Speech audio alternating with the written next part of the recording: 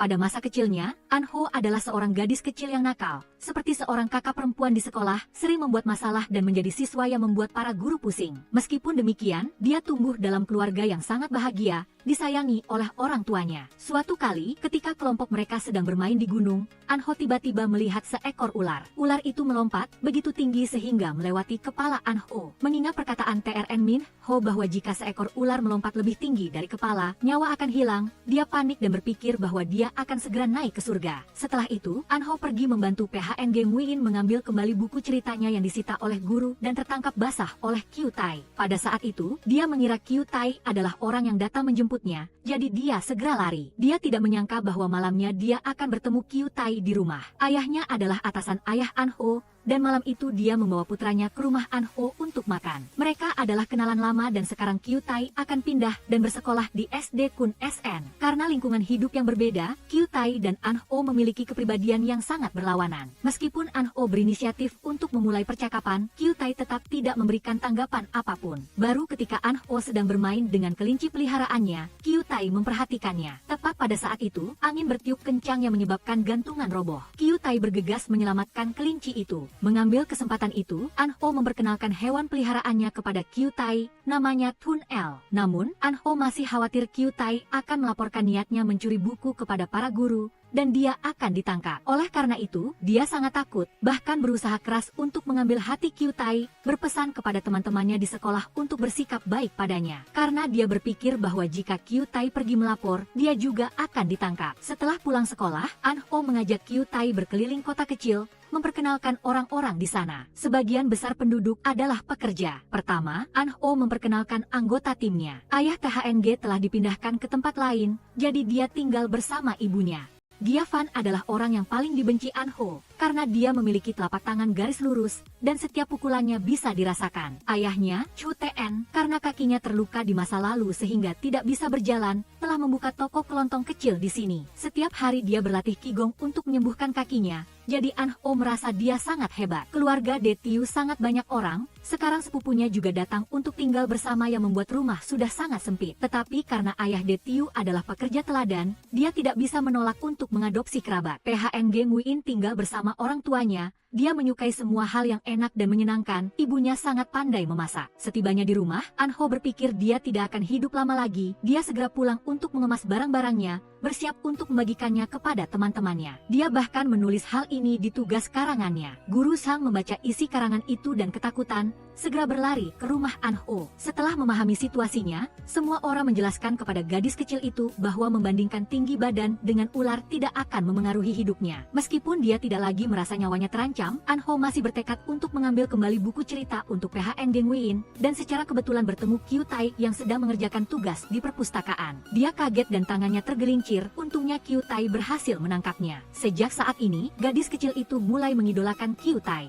Keesokan harinya, Anho mencari Giavan untuk meminta dia menata rambutnya dengan indah dan juga memakai gaun merah cerah yang mencolok, hanya berharap bisa bertemu dengan Kyu Tai. Tapi sepanjang hari itu, dia tidak melihatnya. Sekolah memberikan tugas pekerjaan rumah, meminta semua orang untuk berbagi tentang nama mereka. Nama Anho dan teman-teman lainnya memiliki asal-usul dan makna tersendiri, hanya Kyu Tai yang tidak tahu apa arti namanya. Malam itu, ayah Kyu Tai datang ke rumah Anho untuk makan. Dia bertanya kepada Giam CTNG tentang arti nama Kyu Tai. Giam CTNG mengatakan bahwa pada saat itu dia dan istrinya belum siap untuk memiliki anak, tetapi anak itu sudah datang. Kemudian, ketika membuat akta kelahiran, mereka membutuhkan sebuah nama, dan dia secara tidak sengaja membaca sebuah puisi di koran yang berisi 3 kata Kyu Tai, jadi dia langsung mengambil nama itu. Di meja makan, Ibu Anho menatap Kyu Tai dengan sedikit iba. Malam itu, dia berbicara dengan suaminya dan menceritakan bahwa ternyata dulu Giam CTNG memiliki seorang anak yang meninggal lebih awal bernama MNGS. Dulu untuk menamai anak itu, mereka harus berpikir selama 2 atau 3 bulan. Anak itu pada usia 13 tahun sudah masuk kelas talenta muda Akademi Ilmu Pengetahuan Tiongkok,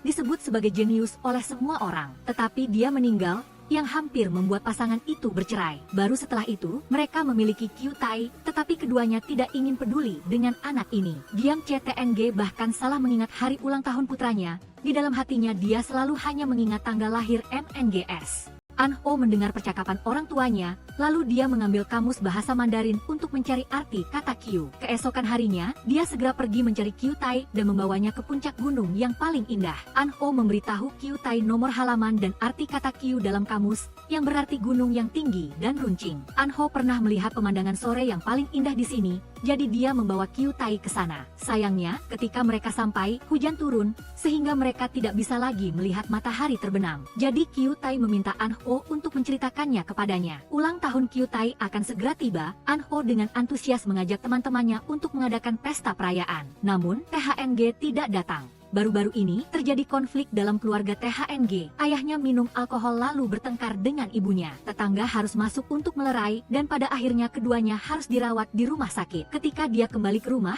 hadiah ulang tahun yang diberikan ayahnya kepada Q Tai masih tetap jam tangan. Setelah ditanya, ternyata ayah dan ibunya sudah berdiskusi bersama. Meskipun demikian, teman-temannya tetap merayakan ulang tahun Q Tai dengan kue tart dan bunga abadi berwarna hitam karena mereka pikir dia menyukai warna itu. Tepat pada saat itu, THNG juga datang membawa serta hadiah ulang tahun. Namun, Q Tai memberikan permohonan ulang tahunnya kepada THNG. Malam itu, An Ho dan Q Tai mengobrol, berbicara tentang preferensi warna mereka. Q Tai awalnya memilih warna hitam, setelah disarankan oleh An Ho, dia menambahkan warna merah. Bagi An Ho, dia sangat menghargai persahabatan dan berharap semua orang selalu bersama. Namun keesokan harinya, ibu Q Tai datang ke daerah pegunungan, bersikap dingin dan ketat. An Ho dengan gembira membawa bakpao untuk diberikan, tetapi ibu Q dengan tegas menolaknya. Dia mengeluh bahwa makanan dari luar tidak bersih dan keluarganya tidak pernah makan makanan seperti itu. Dia juga menutup pintu, tidak membiarkan Q Tai berinteraksi lebih lanjut. Liburan musim dingin tahun itu, Q Tai dibawa kembali ke kota oleh ibunya. Perpisahan itu terjadi begitu tiba-tiba, sampai-sampai tidak ada yang menyangka. Ketika naik ke SMA, kecuali An Ho, teman-teman lainnya satu persatu pindah ke sekolah di kota. Q Tai, setelah pergi, juga tidak pernah menghubungi lagi. Karena alasan orang tuanya, An Ho harus tetap tinggal di daerah pegunungan, sementara teman-temannya yang lain sudah bersekolah di kota. An Ho selalu menulis surat untuk Q Tai, tetapi dia tidak pernah membalas. Karena menulis surat saat jam pelajaran ketahuan, ibunya dipanggil ke sekolah. Saat ini adalah tahap tahun pertama SMA, belajar sangat penting, jadi guru berharap An Ho tidak membiarkan hal-hal di luar pelajaran memengaruhi studinya. Menulis surat itu salah, hanya berharap An Ho tidak melakukannya saat jam pelajaran. THN Hakuen merasa bersalah karena tidak bisa membiarkan putrinya bersekolah di kota bersama teman-temannya, tetapi An Ho tidak pernah menyalahkan orang tuanya. An Ho telah menempelkan setiap suratnya ke dalam sebuah buku dan mengirimkannya kepada Q Tai, namun teman-teman sekelasnya menemukannya dan merebutnya untuk dibaca. Giavan yang mengetahui hal itu menelepon An Ho, menyuruhnya untuk tidak menulis surat lagi kepada Q Tai, tetapi dia tidak menjelaskan alasannya. Dia tidak tahu bahwa surat yang dia kirim sebelumnya telah tersebar luas di sekolah. Siswa SMA selalu sensitif terhadap surat menyurat antara laki-laki dan perempuan, dan An Ho mengirim semua suratnya dalam satu pengiriman saja, yang menyebabkan semuanya tersebar ke seluruh sekolah. Saat itu Q Tai selalu berusaha merebut kembali surat itu, tetapi teman-teman sekelasnya terus merebutnya dan membacanya keras-keras di depan umum. An Ho khawatir sehingga dia naik taksi sendirian ke kota. Ketika dia sampai di SMA di kota, dia masuk ke sekolah untuk mencari Q Tai dan mendengar teman-teman sekelasnya berbicara tentang hubungan antara dia dan seorang gadis lain bernama Q Man. Semua orang mengira mereka adalah pasangan. Karena seragam An Ho berbeda dari yang lain, dia dengan cepat menjadi pusat perhatian. Semua orang menebak bahwa dia adalah orang yang datang mencari Q Tai. An Ho sangat tegang, tidak berani mengaku, sampai Q Tai muncul. Di depan semua orang, dia mengatakan tidak mengenalnya lalu pergi, yang membuat An Ho sangat sedih dan pergi sendirian. Dia memanjat pagar yang tinggi, untungnya seorang bibi yang lewat menasihatinya. Bibi itu mengira dia ingin bunuh diri, tetapi sebenarnya An Ho tidak bermaksud seperti itu. Dia hanya ingin melampiaskan emosinya. Bibi itu mengajak An Ho untuk melihat matahari terbenam, berharap bisa menenangkan suasana hatinya. Ketika Q Tai datang mencari, dia tidak melihat An Ho. Tiu Mn yang ikut bersamanya juga menyadari ada yang tidak biasa. Dia mengatakan bahwa ibu Q Tai telah menelepon, memintanya untuk segera pulang. Tepat pada saat itu, An Ho mengeluarkan suara, Q Tai berbalik tetapi tidak melihatnya, jadi dia harus pergi. Setelah itu, An Ho bertemu dengan DTC, dia membawanya pulang ke rumahnya. THN Geng Win dan THN G juga datang ke rumah DTC untuk mengunjunginya. Orang tua An Ho, ketika mendengar kabar itu, bergegas ke kota dan pergi ke rumah DTC. Melihat An Ho baik-baik saja, mereka merasa sedikit lega. Setelah makan, DTC dan yang lainnya mengajak An Ho bermain di taman hiburan. Sama seperti ketika mereka masih kecil, mereka masih memilih untuk memanjat pagar untuk masuk ke taman hiburan meskipun gerbangnya sudah ditutup. An-ho masih kuat dan impulsif seperti dulu. Kali ini, semua orang berharap An-ho bisa bersekolah di kota. Bahkan para tetua juga menasihati orang tuanya, bahkan mengatakan akan membantu mengatur urusan sekolahnya. Ketika mereka sedang memanjat pagar keluar dari taman hiburan, An-ho tiba-tiba bertemu Kyutai. Dia tahu An-ho ada di sana berkat kabar dari Gyavan, jadi dia bergegas datang. Dia tahu An-ho marah karena kejadian pagi itu dan menjelaskan dalam situasi saat itu. Cara dia menangani adalah pilihan yang paling optimal. Tetapi dia tidak tahu bahwa kata-kata itu justru sangat melukai An-ho. An-ho juga tahu dari mulut DTC bahwa Kyutai telah memutuskan hubungan dengan kelompok teman lama. Setelah bersekolah di kota, dia tidak lagi peduli dengan orang-orang seperti mereka, hanya berteman dengan siswa yang pintar. Malam itu, An-ho gelisah dan tidak bisa tidur. Akhirnya dia diam-diam mengambil kunci dan keluar dengan tenang. Rencana awalnya hanya melempar beberapa batu ke jendela kamar Kyutai untuk melampiaskan kemarahan, tetapi dia tidak menyangka akan bertemu dengannya lagi. An-ho hendak pergi ketika dia melihat Kyutai. Dia berusaha menenangkan diri, mengatakan bahwa dia datang ke sini pada saat ini karena ada beberapa hal yang perlu dia jelaskan. Pertama, buku catatan yang dia tulis bukanlah surat cinta, karena di dalamnya dari awal sampai akhir tidak ada kalimat yang mengatakan bahwa dia menyukainya. Dia hanya mencatat hal-hal yang terjadi selama ini dan mengirimkannya kepadanya. Selain itu, kelinci yang mereka pelihara bersama telah mati, dan dia merasa perlu memberitahunya. Kedua, dia datang ke sini bukan untuk mencarinya. Dia masih memiliki DTU, THNG, dan banyak teman baik lainnya. Dia peduli pada semua teman yang berasal dari Kun SN. Tetapi hal yang paling tidak boleh dia lakukan adalah menyebarkan buku catatannya kepada semua orang. Terus terang, ini adalah tindakan yang sangat pengecut. Setelah menjelaskan hal-hal ini, dia dan dia seolah-olah tidak pernah saling mengenal. Melihat An-ho berbicara dengan tegas seperti itu, Kyutai tidak menjelaskan banyak tetapi setuju dan menyuruhnya untuk pulang. An-ho yang mendengarnya kesal dan pergi. Kyutai mengangkat kepalanya, melihat ibunya di jendela yang baru saja ditutup. Ternyata ibunya selalu memantau percakapan antara dia dan An-ho. Berkat kerja kerasnya dalam belajar, An-ho berhasil masuk ke sekolah menengah eksperimental provinsi dengan prestasi yang luar biasa, menduduki peringkat ke-47. Orang tuanya juga mulai mengemasi barang-barang untuk pindah rumah. Akhirnya mereka akan meninggalkan tempat ini untuk pindah ke kompleks perumahan industri listrik di kota. Saat mengemas barang, Ibu La melihat sebuah jaket berwarna hitam. An-ho teringat bahwa ini adalah jaket Kyutai. Tepat pada saat itu, ketika dia pergi, An-ho menangis sangat banyak. Kyutai kemudian memberikan jaket yang diberikan sepupunya kepada An-ho sebagai berjanji bahwa dia pasti akan kembali. Namun An-ho tidak percaya, karena kakak-kakak yang pergi ke kota sebelumnya tidak pernah kembali. An-ho ditempatkan di kelas jurusan IPA kelas 11. Kebetulan Kyutai juga ditempatkan di kelas yang sama dengannya. Selain itu, kali ini Kyutai juga berhasil masuk tim nasional untuk Olimpiade Matematika. Ayah TNG sangat senang untuk merayakan prestasi baik mereka berdua. Dia secara khusus mengatur makan malam dengan tetangga lama dari Kun SN. Dalam pesta itu, Kyutai sangat peduli dan perhatian pada An-ho, tapi dia tetap bersikeras tidak ingin berkomunikasi dengannya. Kyutai bahkan menyarankan agar dia di kemudian hari menggunakan nama Lam KYLC, namun dia hanya meliriknya,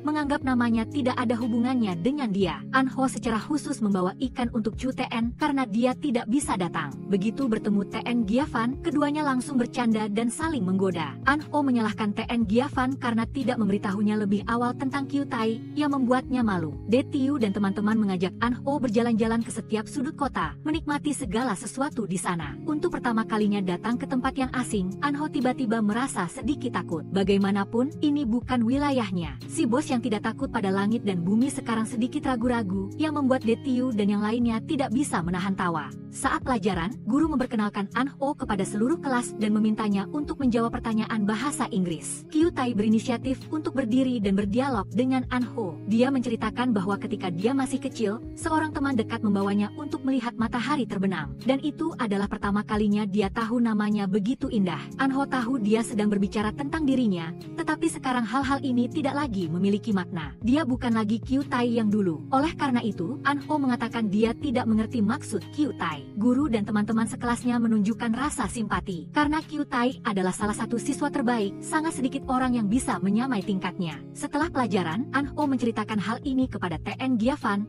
memintanya untuk menganalisis apa maksud Kyu Tai. TN Giavan berpendapat bahwa Kyu Tai mungkin masih terikat dengan masa lalu, tidak bisa melupakannya. An Ho sengaja menjauhi Kyu Tai, tetapi dia selalu mencari kesempatan untuk mendekatinya. Hari itu setelah pelajaran, ketika An Ho sedang mengambil air, Kyu Tai mengikutinya dan meminta untuk meminjam kartu pengambilan air, mengatakan bahwa dia lupa membawa kartunya. Tetapi An Ho dengan tegas menolak, kartu siapapun harus digunakan oleh pemiliknya. Melihat Kyu Tai diperlakukan dengan dingin, para siswi di kelas semuanya menunjukkan simpati dan secara sukarela menawarkan untuk meminjamkan kartu mereka. Tetapi Kyu Tai mengatakan dia tidak membutuhkannya lagi. Lam Chek yang melihatnya merasa tidak adil bagi Kyu Tai ketika dia dipermalukan oleh An Ho. Mendengar saran dari para siswi, dia berinisiatif mencari An Ho untuk berdamai, menasihatinya agar tidak sengaja mengincar Kyu Tai seperti itu. Tetapi dia malah dengan bodohnya menyebutkan tentang An Ho yang menulis surat cinta. Karena An Ho sekarang telah mengubah namanya menjadi Lam KYLC. Lam Chek sama sekali tidak menyadari bahwa orang yang dia bicarakan di belakangnya adalah dia. Detiu yang tidak tenang mengikutinya. Begitu dia mendengar Lam Chek menjelek-jelekan An Ho, dia langsung melayangkan pukulan. Lam Chek hendak membalas, tetapi ditendang oleh An Ho. Teman-teman sekelas yang mendengar ada perkelahian segera turun untuk melihat. Ketua kelas buru-buru melerai kedua belah pihak. Baru setelah Kyu Tai menarik Lam Chek pergi, situasinya baru mereda. Detiu masih belum puas, dia menyatakan bahwa di kemudian hari, siapapun yang mencari masalah dengan An Ho, dia akan memberinya pelajaran. An Ho merasa sedikit canggung karena dia baru saja datang, sudah membuat Detiu membuat masalah. Detiu menganggap hal ini sangat normal, karena saat masih di Kun SN, An Ho selalu seperti itu. Ketika pulang sekolah, Detiu bertanya kepada TN Giavan apa yang akan dia lakukan di akhir pekan. Dia tanpa sadar mengatakan ingin pergi ke akuarium. An Ho tiba-tiba teringat janji dengan Kyu Tai untuk pergi ke akuarium untuk melihat ubur-ubur. Hubungan saat ini membuatnya membenci akuarium juga, jadi dia menolak untuk pergi. Detiu menyarankan dia pergi bersama TN Giavan, barulah An Ho enggan setuju. Namun keesokan harinya, TN Giavan tiba-tiba berubah pikiran, mengatakan dia ada urusan jadi dia ingkar janji. Detiu terpaksa pergi bersama An Ho mengelilingi akuarium. Saat mereka sedang menonton pertunjukan lumba-lumba, mereka kebetulan bertemu Lam Chek. Melihat Detiu dan An Ho yang akrab, Lam Chek sengaja mengambil foto. Ketika An Ho kembali dan bertemu TN Giavan dan mengetahui bahwa temannya itu hanya di rumah menonton TV sepanjang hari, dia terkejut. Saat itulah dia menyadari bahwa TN Giavan diam-diam memiliki perasaan terhadap Detiu. Dia menasihati TN Giavan untuk mencari Detiu dan berbicara terus terang. Tetapi TN Giavan ragu-ragu dan tidak berani karena dia merasa jika dia tidak mengatakannya, setidaknya mereka masih bisa berteman. Keesokan harinya, Lam Chek menceritakan kepada Kyu Tai tentang pertemuannya dengan Detiu dan An Ho di akuarium dan curiga bahwa mereka berdua sedang menjalin hubungan. Kyu Tai dan Detiu diam-diam bersaing satu sama lain. Banyak siswi yang bersorak untuk Kyu Tai, sementara An Ho tidak tahu harus bersorak untuk siapa, hanya meneriakkan slogan-slogan umum tanpa menyebut nama. Ketika giliran para siswi berlari, Kyu Tai menghentikan Detiu, memperingatkannya untuk menjaga jarak dengan An Ho, karena melakukan itu tidak akan baik untuknya. Detiu dengan sinis membalas bahwa Kyu Tai lah yang menyebabkan semua masalah bagi An Ho. An Ho mengerahkan seluruh tenaganya untuk lari dan memenangkan tempat pertama di sisi perempuan, tetapi setelah itu dia pingsan dan segera dibawa ke ruang kesehatan oleh teman-temannya. Ternyata dia terkena sengatan matahari. Kyu Tai yang mendengar kabar itu langsung berlari datang. Ketika teman-teman lain sudah kembali ke kelas, An Ho berbaring di tempat tidur dan bermimpi saat dia masih kecil. Dia sakit dan Kyu Tai ada di sampingnya merawatnya. Dia tanpa sadar memanggil nama Kyu Tai, tetapi sinar matahari yang menyilaukan membuatnya tidak bisa membuka mata. Ketika dia bangun dengan setengah sadar, dia menemukan Kyu Tai benar-benar duduk di samping tempat tidur mengipasi matanya. Dia ingin mengusirnya, takut orang lain akan melihatnya dan merasa canggung. Tetapi ketika dokter datang, Kyu Tai berinisiatif untuk mengatakan kepada dokter bahwa dia dan An Ho adalah teman sekelas, tahu dia sakit jadi dia datang mengunjunginya secara khusus. An Ho harus tinggal di ruang kesehatan untuk observasi sebentar karena sengatan matahari. Ketika dia keluar, dia bertemu Tiumen. Tiumen berinisiatif untuk menyapa, tetapi An Ho tidak ingin banyak berbicara. Tiumen mengungkapkan bahwa dia sudah tahu tentang hubungan antara An Ho dan Kyu Tai, dan bahwa mereka tumbuh bersama dan adalah teman yang sangat dekat. An Ho bertanya kembali apakah kata-kata ini dikatakan oleh Kyu Tai, dan apa hubungan antara dia dan Kyu Tai. Tiumen tidak menyangkal, hanya mengingatkan bahwa saat ini dia dan Kyu Tai hanyalah teman baik yang belajar bersama, saling membantu, sedangkan hal-hal lain akan dipikirkan setelah lulus ujian masuk universitas. Kata-kata ini seperti pisau yang menusuk dalam hati An Ho. Dia hanya mengucapkan terima kasih dengan dingin lalu berniat pergi. Tiumen menambahkan, jika An Ho adalah teman Kyu Tai, maka dia juga temannya. masalah Kyu Tai juga masalahnya. An Ho terdiam, menyuruhnya untuk mengatakan namanya sendiri saja sudah cukup, tidak perlu menambahkan. Setelah berbicara, dia berbalik dan pergi, meninggalkan Tiu Men berdiri terpaku untuk waktu yang lama. Pada malam hari, TN Giavan mengajari An Ho belajar naik sepeda. Melihat temannya tidak senang, TN Giavan yakin itu pasti karena Kyu Tai. Tepat pada saat itu, ayah TN Giavan memanggilnya pulang untuk membantu menghitung pembukuan. An Ho belajar naik sepeda sendirian di kompleks perumahan. Setelah beberapa saat berantakan, akhirnya dia berhasil. Di dalam hatinya dia merasa sangat gembira. Namun pada saat itu juga, Kyu Tai muncul.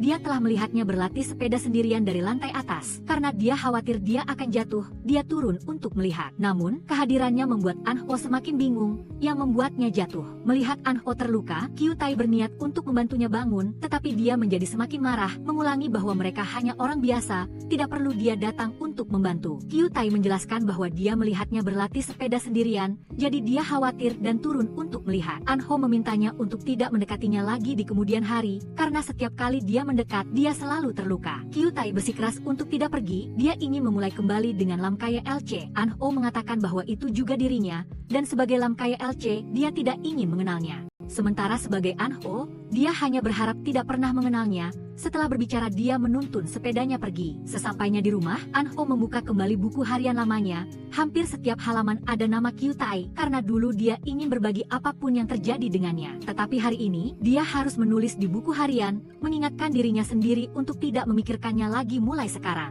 Keesokan harinya, setelah pelajaran, ketika An Ho mengambil air dan kembali ke kelas, beberapa siswi melihat dia dan Kyu Tai tidak berbicara satu sama lain, dan mulai berbisik-bisik. An Ho melangkah maju dan mengingatkan mereka agar di kemudian hari ketika membicarakan Kyu Tai, jangan melibatkannya, dia juga tidak ada yang luar biasa. Melihat An Ho tidak senang, teman sebangkunya Tian LC merasa tidak nyaman. Dia bertanya pada Yu Tiao dan Fang Yuan apakah dia telah melakukan sesuatu yang membuat Ember marah. Yu Tiao dan Fang Yuan sengaja menggodanya, mengatakan itu semua salah dia. Tian Luo semakin bingung dan hanya bisa menggoda Fang Yuan untuk menarik perhatian Ember. Setelah kelas selesai, semua teman sekelas tinggal untuk membersihkan. Setelah menyelesaikan area mereka, Yu Tiao dan Fang Yuan datang membantu Ember. Dia mengatakan kepada mereka bahwa mereka tidak perlu membantu, bahwa dia bisa melakukannya sendiri dan menyuruh mereka pergi makan terlebih dahulu dan membawakan sekotak nasi untuknya. Setelah teman-temannya pergi, Ember sedang membersihkan ketika tiba-tiba dia mendengar suara kucing. Dia melihat ke bawah dan melihat seekor kucing putih di tangga dan turun untuk bermain dengannya. Kiao 11 berdiri di belakangnya dan berkata bahwa dia sangat suka dielus kepalanya. Mengetahui bahwa itu adalah kucing liar yang diadopsi oleh Kiao 11,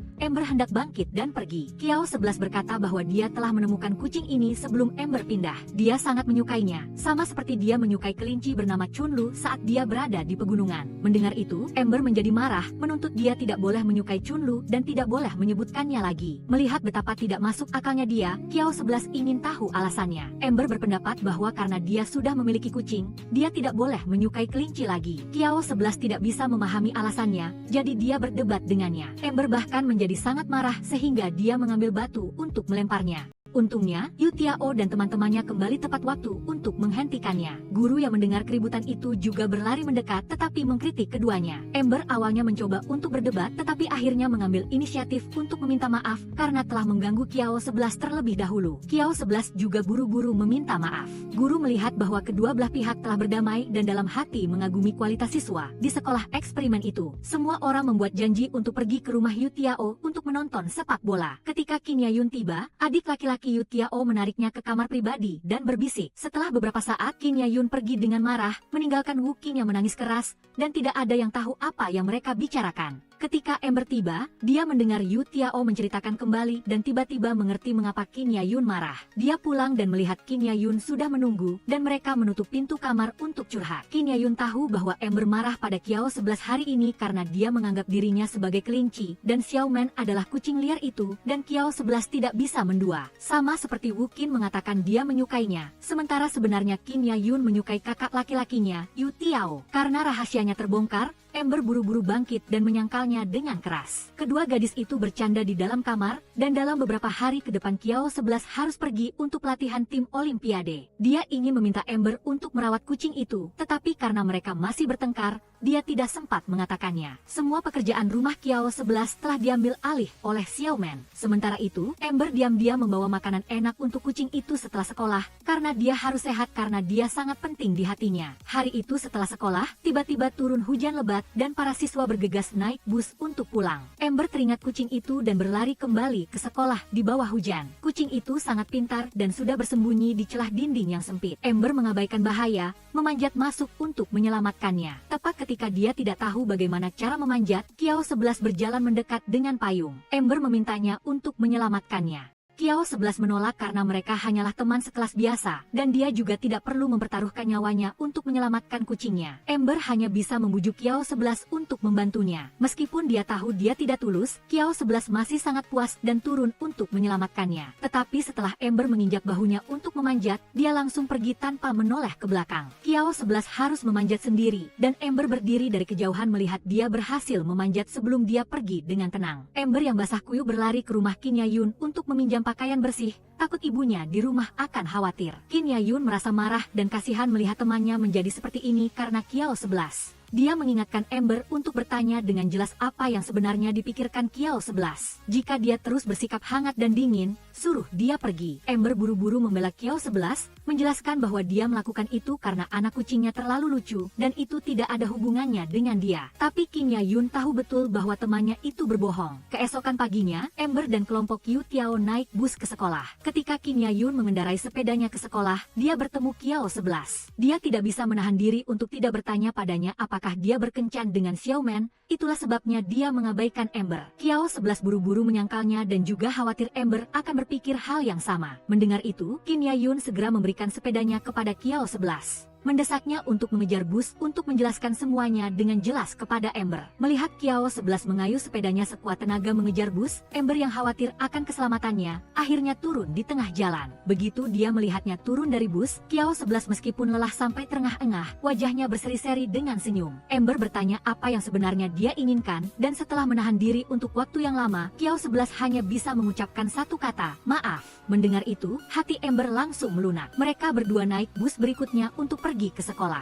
Dalam perjalanan, Kiao 11 menceritakan semuanya kepada Ember. Ternyata, begitu dia kembali ke kota, dia dimasukkan ke pusat pelatihan Olimpiade oleh ibunya. Sepanjang hari hanya mengerjakan soal matematika dan soal matematika untuk mencegahnya menghubungi orang lain. Ibunya bahkan memotong kabel telepon. Dia pernah sekali memanjat tembok dan melarikan diri, berniat untuk kembali ke pegunungan, tetapi di tengah jalan dia ditangkap kembali oleh ibunya. Dia tahu bahwa saat ini dia tidak bisa memutuskan apapun sendiri, jadi dia tidak ingin membuat Ember berharap lalu kecewa. Itulah sebabnya dia tidak menghubunginya. Mengetahui bahwa dia pernah begitu berani karena dia, Ember terharu sampai meneteskan air mata. Saat makan, dia menceritakan kisah Kiao 11 kepada kelompok teman dekatnya. Pada saat itulah semua orang baru mengerti bahwa itu karena ibunya tidak mengizinkannya bermain dengan mereka. Melihat Ember akhirnya kembali ceria, semua orang bertanya apa yang dia tertawakan. Yu Tiao mengatakan dia baru saja memikirkan lelucon yang sangat bagus. Tapi ketika dia menceritakannya, semua orang menganggapnya hambar. Hanya Qin Yayun yang ikut tertawa beberapa kali. Untuk membantu Ember dan Kiao 11, seluruh kelompok memutuskan untuk mengambil kesempatan saat ibu Kiao 11 pergi memeriksa lokasi konstruksi untuk mengatur pertemuan bagi mereka berdua. Yu Tiao berpura-pura datang mencari Kiao 11 untuk menanyakan soal matematika. Melihat ada catatan dari Ember yang ingin bertemu dengannya di malam hari di kertas coretan, Kiao 11 segera menulis setuju untuk mempersiapkan kencan ini. Ember telah memilih banyak pakaian secara khusus. Qin Yayun melihat itu dan membantunya bersiap-siap, merias wajah, dan menyuruhnya untuk menjaga jarak sedikit. Melihat Yu Tiao sedang bermain basket, Qin Yayun datang untuk menyapa. Yu Tiao sama sekali tidak tahu tentang perasaannya dan bersikap naif, yang membuat Qin Yayun sangat marah.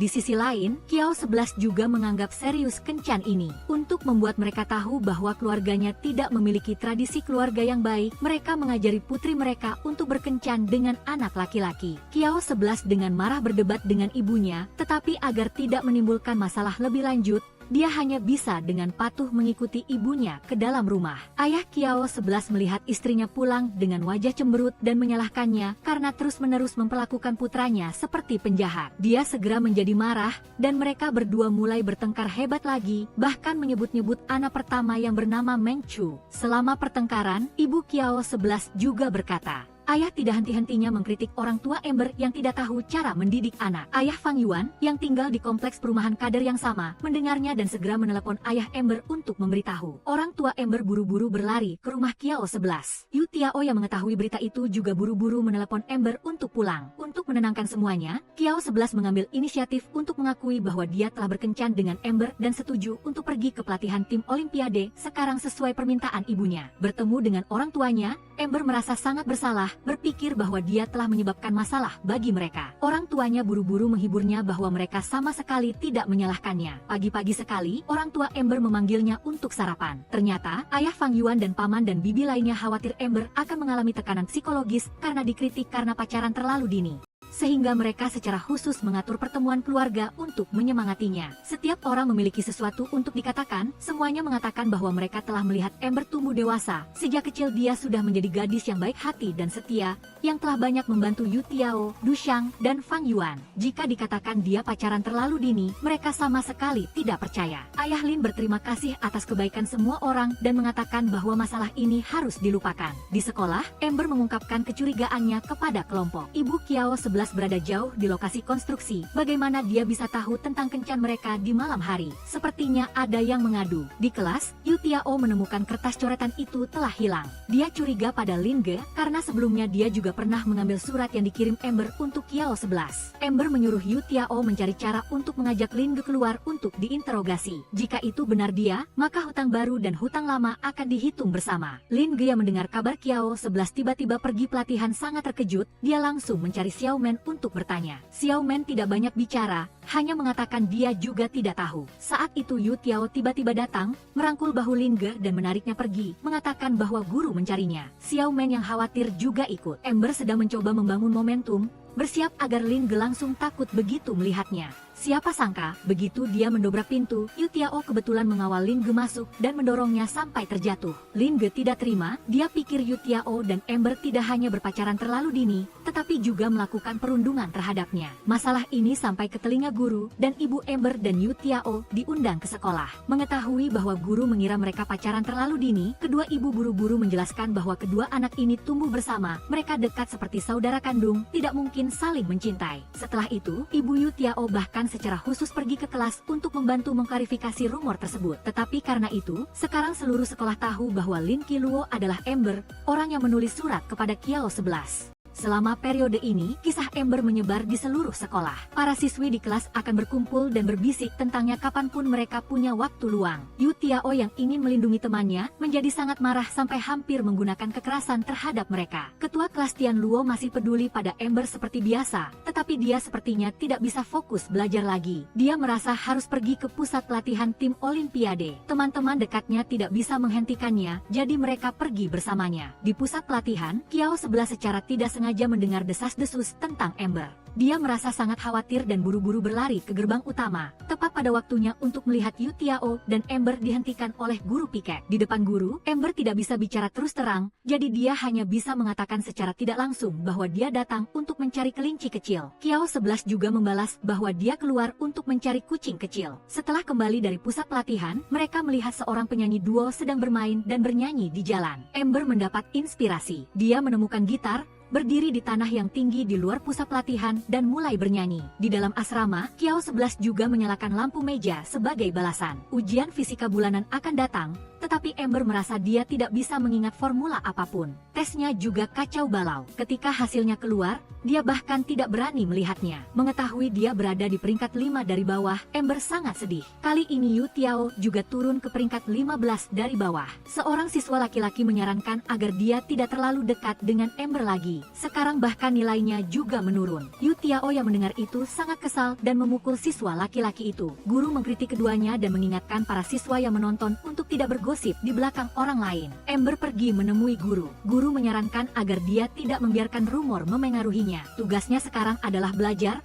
Dia seharusnya tidak selalu bermain dengan siswa laki-laki. Dengan begitu sulit untuk menghindari kesalahpahaman. Kelas unggulan di sekolah eksperimen tidak mudah untuk bertahan. Jika hasilnya masih buruk seperti itu di lain waktu, dia akan dipindahkan ke kelas lain. Setelah mendengarkan, Amber dengan serius mengatakan kepada guru bahwa persahabatannya dengan Yu Tiao, Du Xiang, dan Fang Yuan adalah murni. Mereka adalah teman seumur hidupnya. Berteman tidak melanggar peraturan sekolah, tapi dia akan mematuhi peraturan tentang dikeluarkan jika nilainya tidak bagus. Dia pasti akan berusaha keras untuk mengejar teman-temannya. Amber pergi les bersama Yu Tiao dan Fang Yuan, tapi dia sangat buruk dalam mata pelajaran fisika. Seluruh kelas sudah selesai mengerjakan soal dan pulang. Hanya dia yang tersisa. Meskipun guru mengajarinya secara pribadi, dia masih tidak bisa menyelesaikan soal itu. Setelah pulang sekolah, dia kembali mengunci diri di kamar untuk mengerjakan soal. Yu Tiao datang mencarinya dan memberikan syarat. Selama dia setuju untuk menyemangatinya di pertandingan basket, dia akan memberitahunya rahasia untuk menjadi pandai dalam fisika. Amber langsung setuju. Setelah itu, Yu Tiao membawanya ke lapangan basket untuk berlatih melempar balon. Di tengah latihan,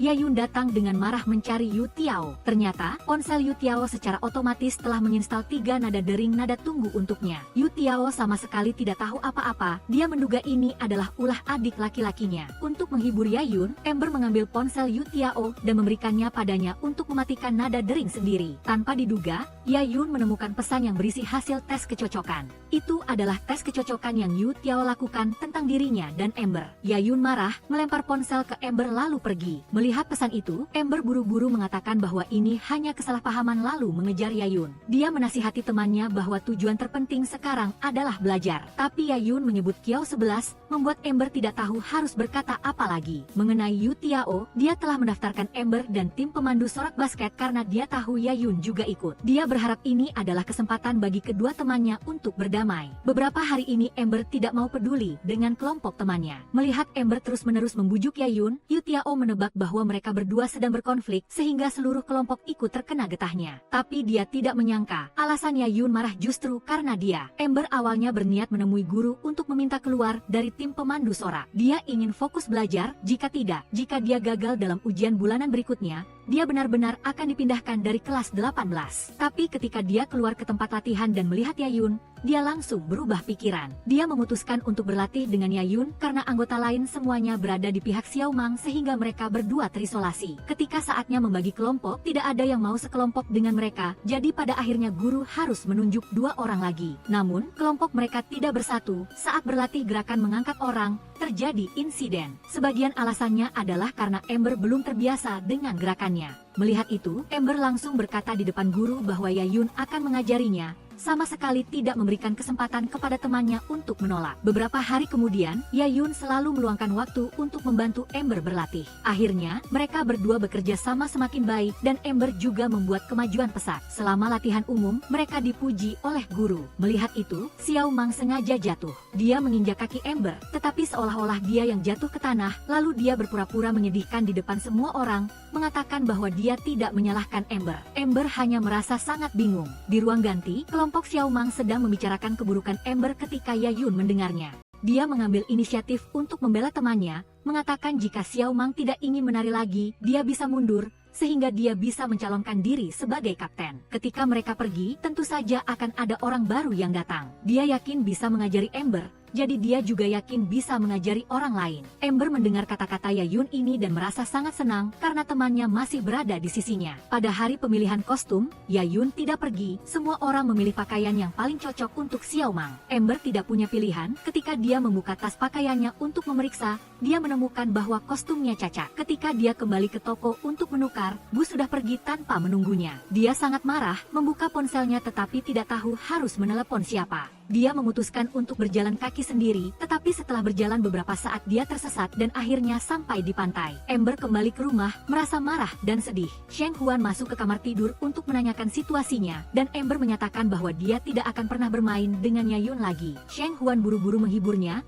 mengatakan bahwa toko kelontong keluarga Yayun tidak buka hari ini, pasti ada sesuatu yang terjadi pada keluarganya, jika tidak dia akan pergi mengambil perlengkapan pertunjukan bersamanya. Tepat pada saat itu, ayah Amber menerima telepon dari Direktur Ji Jiang memberitahunya bahwa ayah Yayun harus dirawat di rumah sakit. Mendengar itu, Ember baru menyadari bahwa dia telah menyalahkan temannya. Dia dan orang tuanya buru-buru pergi ke rumah sakit. Anak-anak dari keluarga Yu Tiao juga ada di sana. Awalnya, keluarga-keluarga ini memiliki hubungan yang sangat dekat, jadi ketika mereka mengetahui bahwa keluarga Yayun sedang mengalami kesulitan, semua orang menyumbangkan uang untuk membantu, tetapi mereka berbohong dengan mengatakan bahwa itu adalah pengembalian biaya dari pabrik. Dia tidak membongkar kebohongan mereka. Setelah itu, Ember pulang bersama Yayun untuk mengambil barang. Saat membersihkan, Ember secara tidak sengaja memecahkan gelas, tetapi suasana di antara keduanya telah mereda. Mereka berdua mengungkapkan isi hati mereka dan menyelesaikan kesalahpahaman. Ember berterima kasih kepada Yayun karena selalu peduli, sementara Yayun mengakui bahwa dia sedikit marah tetapi tidak seberapa. Setelah itu, Yayun meminta Ember untuk kembali belajar bersama kelompok teman pegunungan besok. Dia juga mengungkapkan bahwa tes kecocokan antara Ember dan Yu Tiao sebenarnya dikirim oleh Wukin, karena bocah ini sangat menyayangi Ember dan berharap dia menjadi kakak iparnya. Yayun sengaja mengatakan itu untuk membuat Ember tidak canggung dan berharap dia merahasiakan masalah ini agar tidak membuat Yu Tiao canggung. Keesokan harinya, begitu kembali dari perjalanan bisnis, Direktur Jiang langsung datang ke rumah sakit untuk mengunjungi Paman Qin. Tetapi Paman Qin berada di toilet sangat lama dan tidak keluar, membuat bibi Yayun sangat khawatir. Yayun tahu ayahnya tidak ingin bertemu siapapun saat ini, jadi dia dengan bijaksana meminta Direktur Jiang untuk pulang terlebih dahulu. Malam itu, Yayun melihat uang yang diberikan Direktur Jiang padanya di siang hari. Saat bertemu dengan direktur, dia baru tahu bahwa rawat inap ayahnya kali ini tidak ditanggung. Semua itu adalah uang pribadi dari paman dan bibi tetangga. Yayun diam-diam meletakkan uang itu di bawah bantal ayahnya. Malam itu, Yayun tidak sengaja menemukan buku harian ayahnya. Di dalamnya tercatat semua hal kecil dan sepele tentangnya. Meskipun Yayun tumbuh tanpa ibunya di sisinya, cinta yang diberikan ayahnya padanya tidak pernah kurang. Dalam buku harian itu, selain catatan tentang kehidupan sehari-hari, ada juga tujuan Paman Qin. Bahkan rencana untuk membelikan rumah untuknya di masa depan. Membaca kata-kata itu, Yayun tidak bisa menahan air matanya. Karena harus merawat ayahnya, Yayun tidak bisa beristirahat dengan cukup, akibatnya dia terjatuh saat latihan. Xiao Mang tahu bahwa Kiao 11 akan kembali tepat pada hari pertunjukan, jadi dia mengambil kesempatan ini untuk mengusulkan agar kelompok Yayun dan Ember tidak berpartisipasi, untuk menghindari memengaruhi semua orang. Ember tidak terlalu peduli, tetapi dua anggota kelompok lainnya sangat sedih, karena mereka telah berlatih keras selama ini tetapi kehilangan kesempatan. Terutama Wu Shuang, Yayun merasa sangat bersalah kepada semua orang, tetapi Ember sama sekali tidak marah. Dia bahkan menegaskan bahwa antara naik ke panggung dan Yayun, dia pasti akan memilih Yayun. Mendengar kata-kata Ember ini, Wu Shuang mulai menangis. Dia menangis karena terharu, tetapi juga karena kecewa. Dia awalnya menganggap Xiao Mang sebagai teman dekat, tetapi Xiao Mang bersedia mengorbankan teman-temannya hanya karena dia tidak ingin orang yang dia benci tampil. Pada saat ini, Wu Shuang melihat wajah asli Xiao Mang dengan jelas. Dia adalah orang yang egois, tidak pernah benar-benar menganggap siapapun sebagai teman. Berpura-pura dekat dengan semua orang hanya untuk membentuk kelompok dan mengisolasi orang lain. Setelah menyadari kebenaran, Wu Shuang memberitahu Ember bahwa mereka masih memiliki satu kesempatan, yaitu mengubah orang yang diangkat dalam pertunjukan,